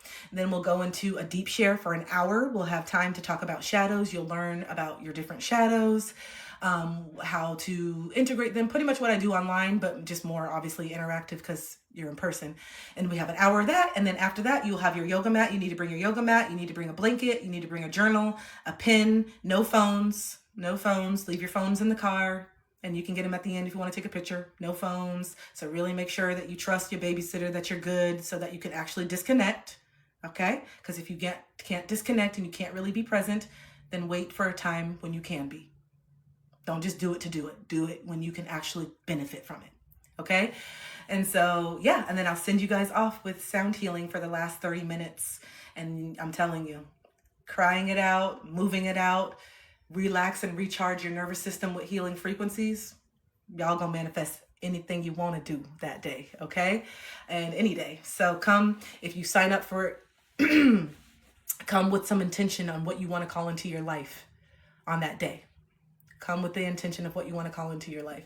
So yeah, I'm excited for that. So yeah, virtual workshop on Saturday, 1:31, in-person workshop 2:22. And then I also have a couple more spots for my February mentorship. If you want to work with me one-on-one, you have 4 one-hour sessions and access to me via WhatsApp. So I can help you guys through. I've really been loving the way that I've structured my coaching now, my one-on-one coaching. So instead of having like a whole bunch of different calls, I'm really sticking with one person for 1 to 2, 3 months. And then since I have such a smaller client load, I allow like text messages and voice notes. And I really encourage my clients to call me in the midst of that trigger, so I can really show you guys the tools on how you can calm yourself down without picking up the phone and calling that ex. How you can calm yourself down without sending that wall of text that you know you're going to regret. How to calm yourself down without just shutting down and never actually addressing it, just adding more and more to the suppression and trauma that you're going to have to deal with later. I want to teach you that you can heal and not heal, that you can integrate and that you can calm down and you can self-soothe by yourself in the moment. Here's the tools. Here's what it feels like. Here's what it can look like. And the more that we do that together, the more that you're going to create new neural pathways in your brain. And so instead of that knee-jerk reaction to black out and do the thing, the knee-jerk reaction where you just feel like you have no oxygen to your brain, I need to call them. You take those deep breaths. You start to remember. We start to go over pattern recognition. What happened the last time that I acted this way? Did I like that? No. So I don't want to do that again. Is this really as big as what I feel inside, or is it just something that I need to address? I think it's just something that's deeper. Can I give myself the space to feel this fully and know that I'm going to be safe? Yes. What support do I need to give myself right now that I'm feeling so dysregulated? I think a hot bath and maybe getting a comfort meal. But I told myself that I wanted to eat a little bit healthier, and my comfort meal is not as healthy. That's okay. You really worked through a large integration. You allowed yourself to feel. You actually regulated your nervous system without doing some of the maladaptive ways. I'm really, really proud of you. Let's give you some of that food that's going to get you back down. You did something huge. And I know you may not see this right now, but this is a pattern that you've been in for 30, 40, 50 years. So the fact that you made a different choice when every single time this happens, you always did that other one, you're going to go ahead and get that meal. You're going to take a hot bath and you're going to relax. I am so proud of you. You had the choice to do the other thing, and you made a choice to do this. You chose yourself in that moment, because you don't need anybody to regulate you, and you're not in the business of having humans regulate you anymore, because a lot of us do that in these situationships. We use the human to regulate us, and that's not okay. We got to learn these tools on our own so that we stop making other people the punching bag the same way that we felt like we were the punching bag. You're just letting out all that stuff that was projected onto you, onto your partner, or onto this close loved one, or onto the substance, or onto whatever it is. You got to feel it in order to actually release it. So just shutting down and saying, I don't want to talk about it, and hanging up on the person and never calling them back, that didn't get rid of it. That didn't take it away from your body. No, you need to cry and fall out. You need to cry and fall out. Feel it. It hurts. Feel the rejection. Feel the abandonment. And after you feel it, you're going to see that you're still alive and that the sun still comes out tomorrow. That's why you need to feel it. You need to feel it to know that you can get through it, so you're not scared of it anymore and you stop delaying your healing. I loved that video that I saw on the Animal Planet a long time ago. Someone posted it, and it was of the antelope. No, thank you. Yeah, it was of an antelope, and the antelope was being chased by the lion, right? That lion was getting it. It was going. And I tell you, that lion almost just snatched it up. But then I think the lion finally tired out. You know, they only have those bursts of going that fast for so long. And so the lion finally got tired out. And then the antelope just kept running. And then once it realized that it was safe, the antelope fell over and literally started doing this. And everybody was like, oh my God, it like just, maybe it's in shock. And the antelope was just like, and I was like, oh my God, it's having a seizure. No, it was clearing the trauma of almost getting killed. The antelope was literally shaking out the trauma of a near-death experience, because this is in the wild. This is something that happens. I can't get away from it. We all live together. I am a prey, and I know that instinctually, that I have to run and I can't do. And so it doesn't mean that it doesn't traumatize me, because I know that I'm the prey. This is the way that it works, the food chain. I know this, and just because I know it doesn't mean that it's not traumatic. And so since I know that this is my lifestyle, I'm always going to be the prey. This is the way that it works. Since I got chased by this lion that one time, do I constantly want to be out in the wilderness like this? Does the antelope want to be like this? Is that conducive for the antelope to be in the other things that doing this? No, it's robbing the life. It wants to just be able to chill and eat and do the things. Yes, with the awareness that it could happen and I need to be on there, but no, I'm going to chill and still enjoy my thing. And so that's why the antelope falls over and shakes and gets that out of the DNA, out of the tissue. I don't want this to stay in the tissue. I don't want this to stay in that brain pattern. I don't want to create a new limited belief that I have to watch my shoulder. I want to trust in the fact that when that lion comes again, I'll be motherfucking ready. I'm going to trust in that shit. And I may not make it every time, bitch. That's just the way it happens. But I'm going to trust that I'm ready. But I'm still going to drink this water in peace. And I'm not going to be over here like this trying to drink the water, bitch. I'm going to drink the water. Okay? Because I'm going to trust. And then if it's my time, it's my time. And I can't choose that. That's not something I can choose anyway. I just didn't know it when I woke up this morning. That was going to be it. But at least I lived in the meantime. At least I really fucking lived in the meantime. You don't know. You don't know. Animals got it right. The animals know what they're doing. They do. The animals know you can't sit with that shit and still have a conducive life. The animals know you can't sit with this and have a conducive life. So yeah, I've been trying to relay myself, realize not 50. Sorry, I hate that one. Feel this? I'm catching up. I've been in it. But yeah, y'all, it is. I came on a little bit earlier today. Are you proud? I was on at 6:45 instead of 7:30. I'm getting better and staying focused in the morning. If you were on here from this morning, I appreciate you. But I was on at 6:45 today. It was still dark. Doing better. We're getting better. We're getting back into the routine. My knee is getting so much better. Feeling so good. I was able to twerk yesterday. That was a milestone. Nope. So, yeah. Hi, Danny. Oh, yeah. How are you? See Helen. Okay. Hi, Danny. But yeah, y'all. It feels really good to be smiling and dancing again. I was very in it, but this is just proof that you can be in it and you're going to come out, and there's so much magic and there's so much understanding and there's so much knowledge that you learn when you're down, but we always try to spiritually bypass it, and we want to be out of it so bad that we try to just force ourselves out of it, which only makes us feel worse because you're not ready to start the gym. There is a time when you really are supposed to sit down and just be in it and not distract yourself, you know? And some of us just finally say, okay, I'm feeling like this every day. I'm so tired of being fake. I'm angry. And you have a right to be. You know? You have a right to be. You know how to twerk. Thanks. I think so. And so you need to feel it, okay? You can't be high all the time and all the stuff, and pun intended, literally, I'm talking to myself. High on life is a thing. Allow yourself to feel it. Allow yourself to feel it and feel what's on the other side. The artificial dopamine gets old. The artificial dopamine gets old, and it also impacts our brain when we're constantly forcing these hormones to come out, like cortisol and adrenal and dopamine. We're doing it artificially. Then the things that used to make you excited sometimes don't even make you excited. The things that used to give you excitement don't, because you're depleting it artificially all the time. Okay. Oop.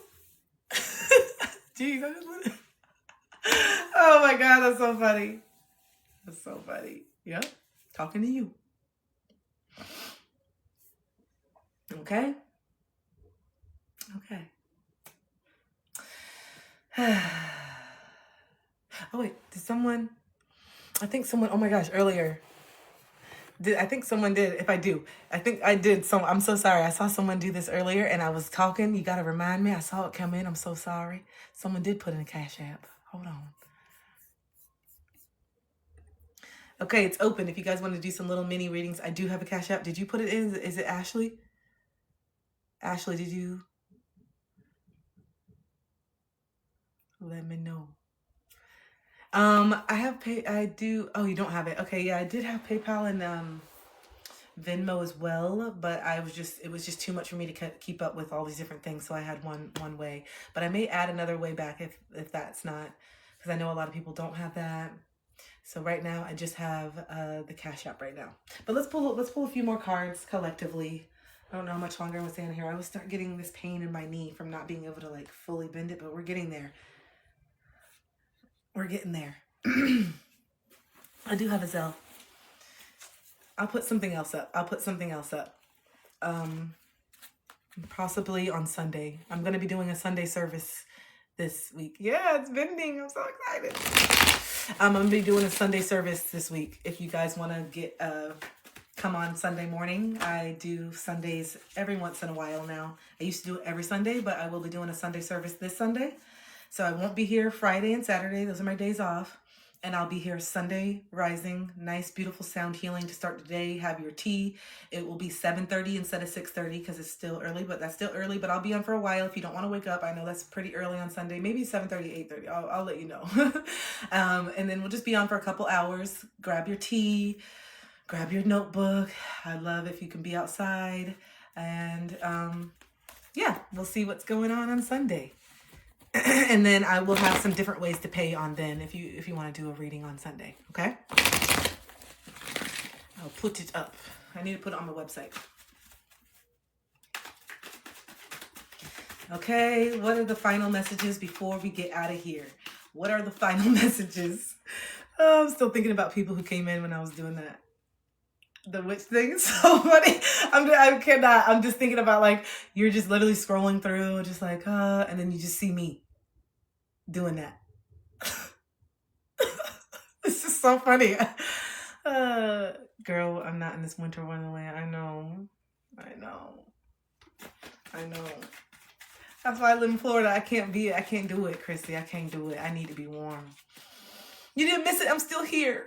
But we're coming to the end. Oh, you missed it. Oh, yeah, you did miss that. I thought you meant the live itself. Oh, yeah, you missed it. I asked for it, though, too. You see what I'm saying? I asked for the shit because I like it. I like making you guys laugh. I like being goofy. I love reasons to make people laugh and smile. I know how much it's medicine, but I also know that we got to be real. And that's why I'm really fusing the spirituality and the realness and let's talk about it with my love for comedy and entertaining and making people laugh, just to try to show people we can cry, we can laugh, we can do it. This is life. It doesn't have to be, it's so much bigger in your head.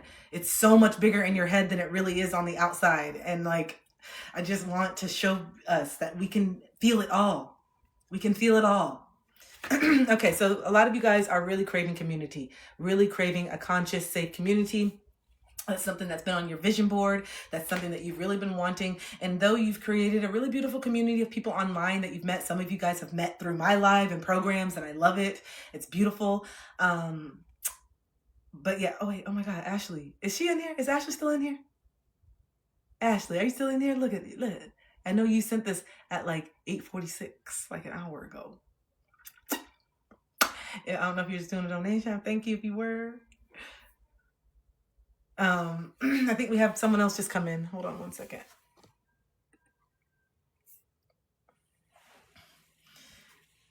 Okay, Annalise. Oh, you sent one. Okay. Hi, Annalise. Okay, cool. All right. So let me just finish up this message and then we'll clear the energy for you.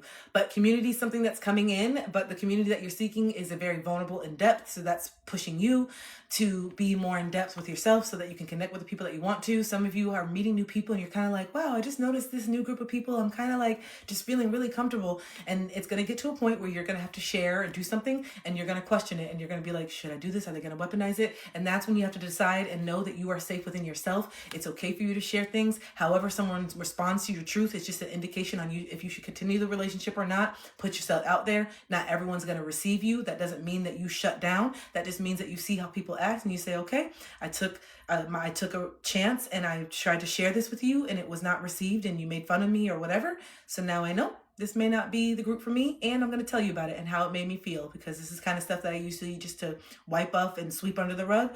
And I'm going to tell you how this made me feel. That really hurt my feelings that you did that. And this is the vulnerability that a lot of us are really scared of. It scares you to go to someone and say, you really hurt my feelings when you call me that. You know, because we always want to feel this toughness. Like we don't want people to know they got to us. We don't want people to know they can get to it. And it's just like, stop, you're sensitive. If someone cusses you out, of course it's going to hurt your feelings. Why shouldn't it? You know, especially when it's someone that you care about and it's just coming out of nowhere, whatever the situation, it's okay. And it's okay to express that. And it's okay to set a boundary around it. Okay? All right. So, Annalise, let's see what's going on with you. Let's see what's going on with you. Okay.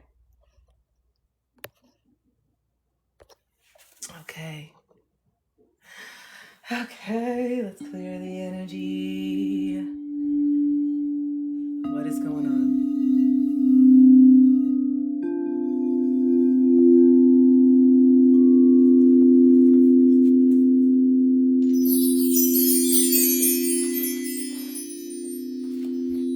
All right, Annalise, what is going on? Let me put on this.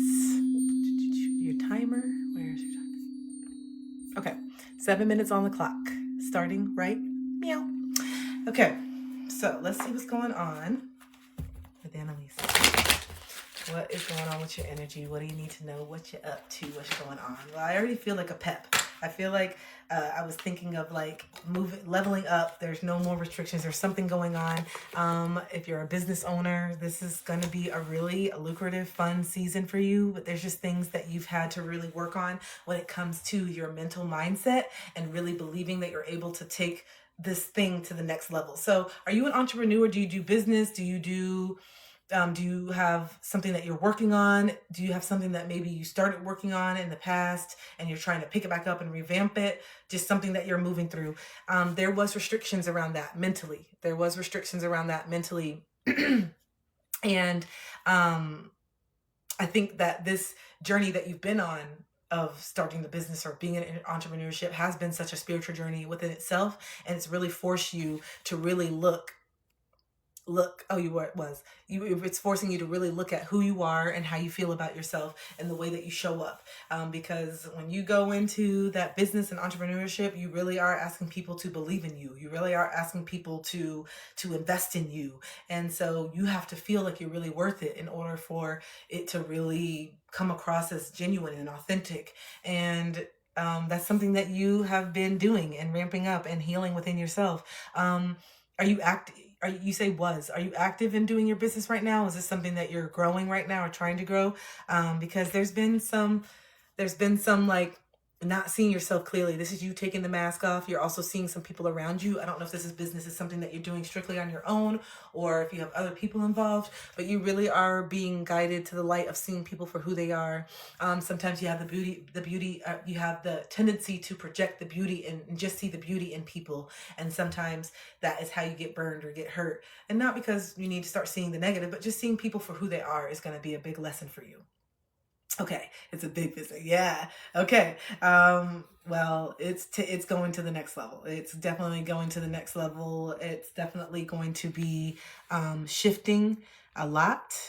So give yourself permission to, yeah, I'm good at that. Give yourself permission to evolve. Also, some stuff with mom. Well, there's some stuff with mom. This is the unconditional love that you're feeling for yourself, which is why your business is going to take off, because the way that you treat yourself, the way that you feel about yourself, is definitely going to be a reflection of the manifestations outside of you. And so this is why I know the business is taking off even more. But there's also some things with mom, some things that you know that you are still healing around your self-image and self-esteem. Something with mom. Are you close with mom? Is mom still here? Something strong energy, and maybe it's not mom, maybe it's a grandmother, but definitely okay. But what about the relationship with your mother? Yeah, it's giving your mother. Yeah, not it. Not was not sure what that means. Not coming back. Okay. Okay. I'm not sure what you're saying, like if you're not in a relationship with your mom or something, but this has nothing to do with being physically in the relationship with your mom, but it's just around the ideologies and the ideas and the beliefs and the relationship that you had. Okay. Not with my mom. Yeah. So it's just making that peace. It's just that healing that comes along with it. And so I guess that's just a pain point. There's just something that came up for me to let you be mindful of, that even if it's out of sight, out of mind, or even if it's something that you don't think about consciously, there are some ideologies and beliefs that came from, yeah. Yeah, like there's something deep with mom. That's all I'm telling you. But I was gonna say, you are healing your inner child, and the things that happened with mom or how she treated you or whatever, because it was really painful, and I'm really sorry for that and what you went through. But you have really shifted the pendulum with how you show up now. But just also just wanting to make sure that you still are taking care of that little child within you. And yes, it's so beautiful pouring in your amazing mother doing your things. Just make sure that you still mother that little child within you is what I'm getting. That's all. That's what it is. Like, this is you still. This is you and this is you. You feel me? This is you and that's you too. So great job. Great job. Um, okay. Okay, so speaking of family and loss, there I think that's probably just correlating to what it is, but there you have experienced loss. You have been keep it moving like, oh, I love that. Thank you. Thank you for your support. You have experienced loss. You have, whether it's been actually people passing away over the last 5 years or something happening, or just disconnection and you waking up more to yourself and really realizing how much, okay, I'm sorry to hear that. Okay, and so that is already, and that's so many other wounds that are coming up here. Man, you're working through a lot. Like, there's been things that you've had to work through, because even the your children's father, that brought up things with your father too. That brought up stuff with them, like you feeling their pain, how connected you are with their kids, and then something with your dad too. So you're going through a lot of stuff. You're going through a lot of stuff. Out of a blueprint aneurysm zone, you didn't get it while you're here. Wow, never truly know when it's gonna go. Okay, man, that makes sense. And family's everything. And working on your physical body is huge. Working on your physical body, making sure that you stay healthy, making sure that you stay in that good mindset, mind, body, and spirit. That's been a big thing. That's a big thing for you, especially in that recovery. That's probably why that came out, and taking care of yourself. And also coming the light at the end of the tunnel.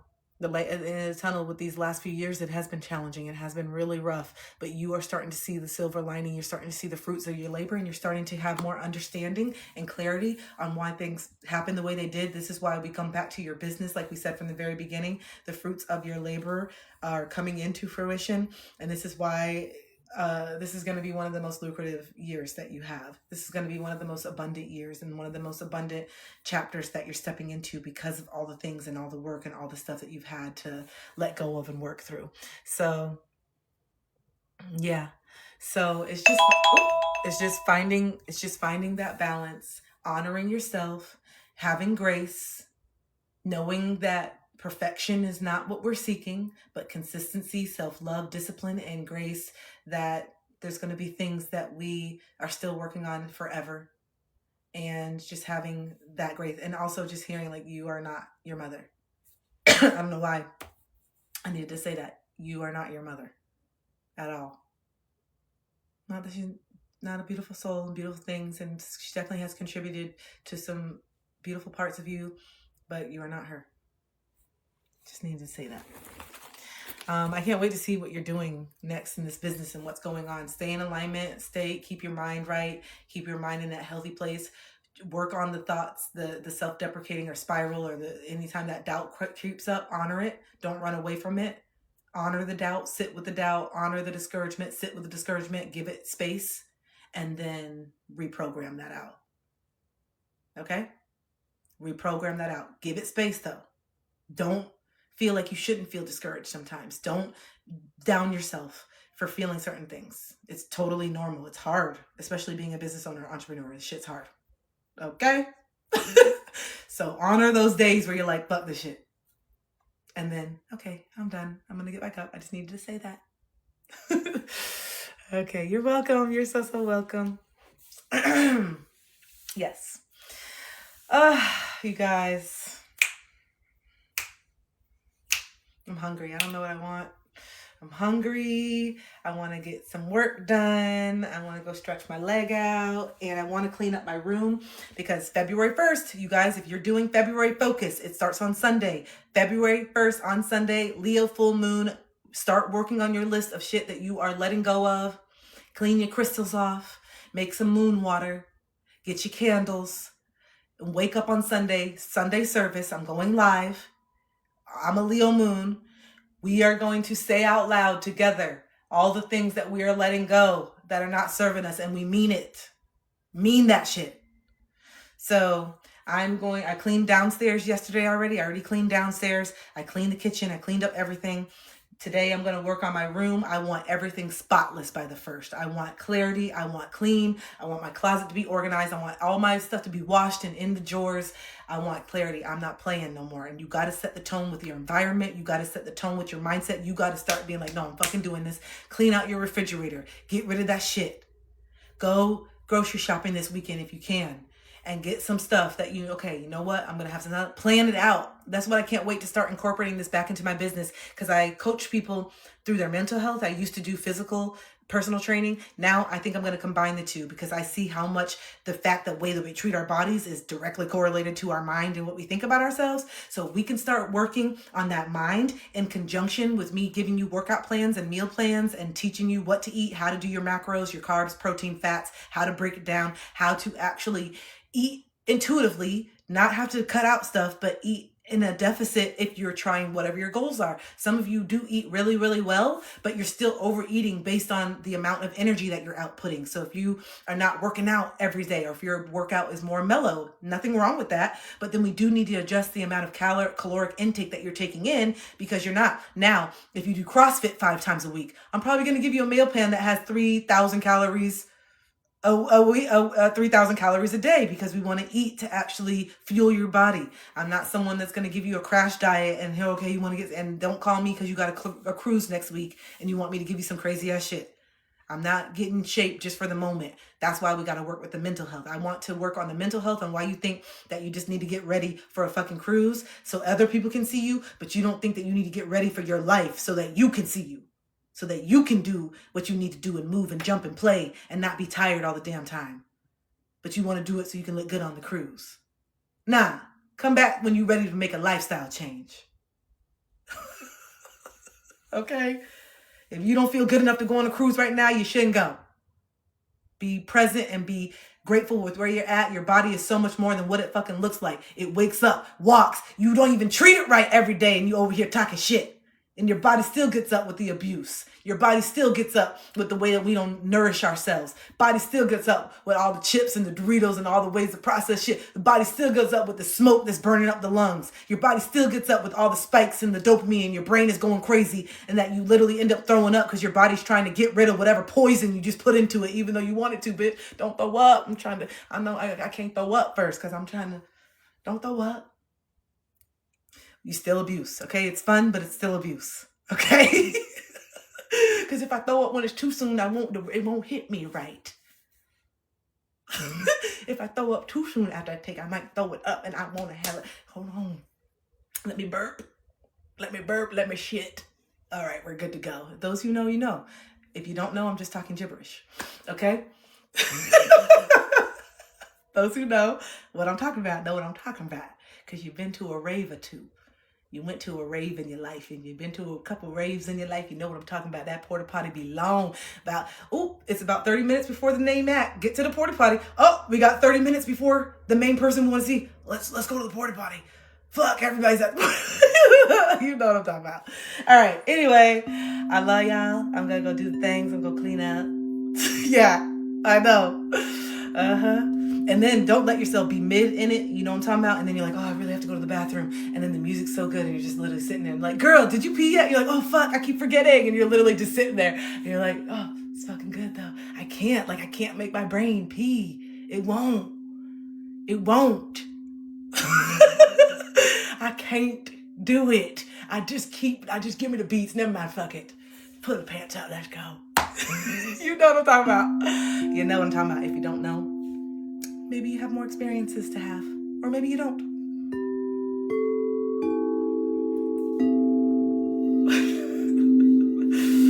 All right, y'all. Let's take 3 deep grounding breaths, but with the Om. You guys know that we've been working on opening our throat chakras this week, and the way to do it is to do it, okay? So yes, it may be a little more comfortable just to do this. Just to do a normal breath. But can we do some vibrations? I want you to do a vibrational hum for the exhale, and I want you to be tapped in. Tap in for a second. Sit up nice and tall. Be aware, become present of your body right now. Notice where you are carrying any tension in your body. I can tell in my hamstring and my glute, I got tension. Are you carrying it in your neck? Are you carrying it in your shoulders? Are your shoulders up here for no reason? Why are you walking around like that? Relax. We're going to take 3 deep grounding breaths in, and we're going to do a vibrational hum on the exhale, starting with a deep breath in and exhale.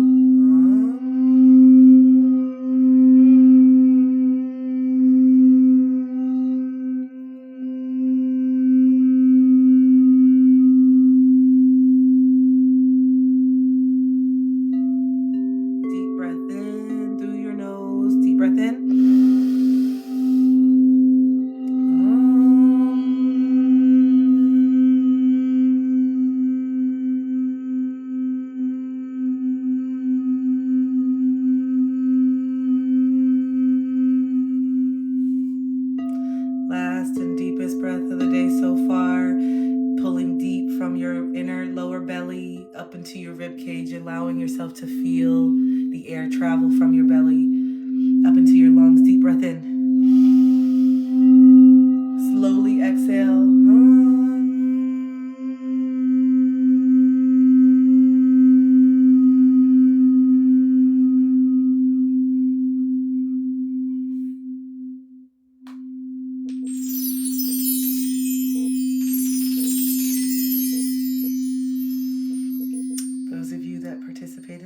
do you feel just in these last 15 seconds? If you did it, how do you feel? That's all it takes sometimes. Imagine this. Imagine if one of those times that you were super, super triggered. Think about the last time that you were really, really triggered, right? Think about that last time. Imagine if someone just came in and just started, and just gave you a big hug and just said, and just gave you a big hug and just said, just stop for a second. We don't need to figure it out. And just grabbed you. Guess what? You can be that for yourself. You can take a deep breath in. You can exhale and hum, and you can do this.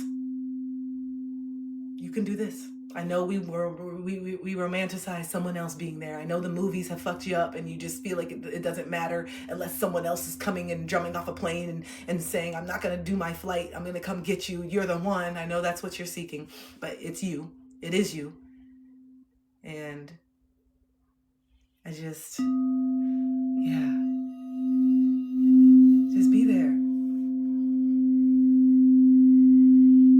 Do this. If this is the tool that you use, this is what you do when you start getting that feeling, when you start getting that feeling coming up, when you start feeling like I'm about to do something, when instead of or no, if you buck, no, if you buck, instead of that, maybe it's just this now.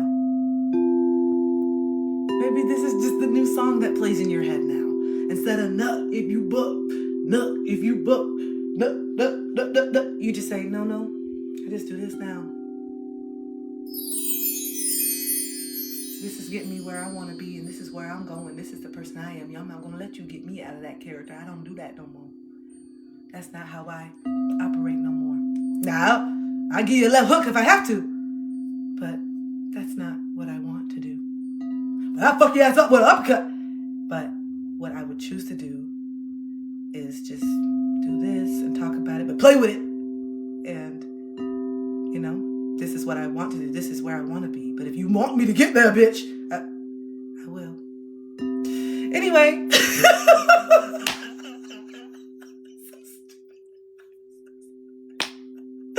Now I see why my family is just like, girl. Now I see why my sister and everybody's just like, girl, what the fuck is wrong with you, bitch? Now I see why my sister always does that look. There's always this look. My sister always does this. My sister always does this look. I'm like, girl, why you always looking at me? And she's just like, cuz, what is wrong? You're crazy. Like, where did you get that? Where did that come from? Cuz, I'm witty. Okay? I'm witty, man. I'm witty. Okay. All right, you guys. I love you. Leo, so good to see you guys. Thank you for being here. Thank you, Rise and Love. Yeah, I'm still here. Hey, yeah, no, I'm still here. Cass, it's so good to see you. It's so good to talk to you. Things are looking up. I need to know. I need to catch up. I need to know what's going on, Cass. I need you to send me a voice note. I need to know what's happening since our last chat and catch up because it's been a little bit and I need to know what's going on, Cass. So I need to have a voice note in a little bit. I need to have a voice note on my phone that says, this is Cass. How you doing? How you been? This is what I've been up to. I need to see that. Okay? Look at me. I always forget that I'm like on a live with everybody else when I just like know somebody and then I'm like, oh yeah, I forgot. I'm not on FaceTime. All right. I love you guys. Bye, IG. I always let go of IG first because you guys are the original. So now it's just me and us. It's us. See, I had Instagram over here on this one and then I just turned them off and now it's just us because it just started out with just us. And so it's just us right now for just a little second. I always do that first. Y'all don't even know. I always let IG, well, you do know. I let IG go first and then I just say, just my originals. How y'all doing? Okay, I'm done. And I don't know why one of my personalities is always like from the South. I am from the South, but I love it. I just like talking in these voices. It's so fun. You should do it. I challenge all of y'all to talk in a different voice today in front of someone. Okay? Tag, you're it. I double dare you, bitch. I'm trying to get you out of this damn boring, mundane adult shit that you did. And I dare you to talk in an accent with your boss. When your boss calls you, you say, yes, what's your name? Do something. And then they're just like, what's wrong with you? Nothing. What's wrong with you? I'm exercising my motherfucking free will. If I gotta be in this bitch, at least I'm gonna be entertained. And so are you. So is me talking like this stopping me from getting these spreadsheets out there? Is me talking like this gonna be a problem on the call? Because this is who I am now, and I have the ability to change whenever the fuck I want to. So if this voice is not enough for the presentation, then maybe I shouldn't do it. Yeah, I think you need to take the day off. I feel like you're kind of off. I think so too. And then and then in the sitcom, that's when they look at the camera and go, if it was a sitcom, that's when you would look at the camera and go, got him. I'm going home. I told you guys, I think I watched too much TV in the 90s. Family Matters and Step by Step and Full House fucked me up. I can't think normal anymore. I just think in sitcoms. Step by step, day by day, first time over, different every way. People, they come, something, something. Really having the second time around. Bam! Okay? All right, let me end with my segment. Those of you who know, you know. When my segment ends, that's the music that plays for the next scene. This is like the transition. And then if something happens in my sitcom that makes me upset, like it's like a bad moment, you know, and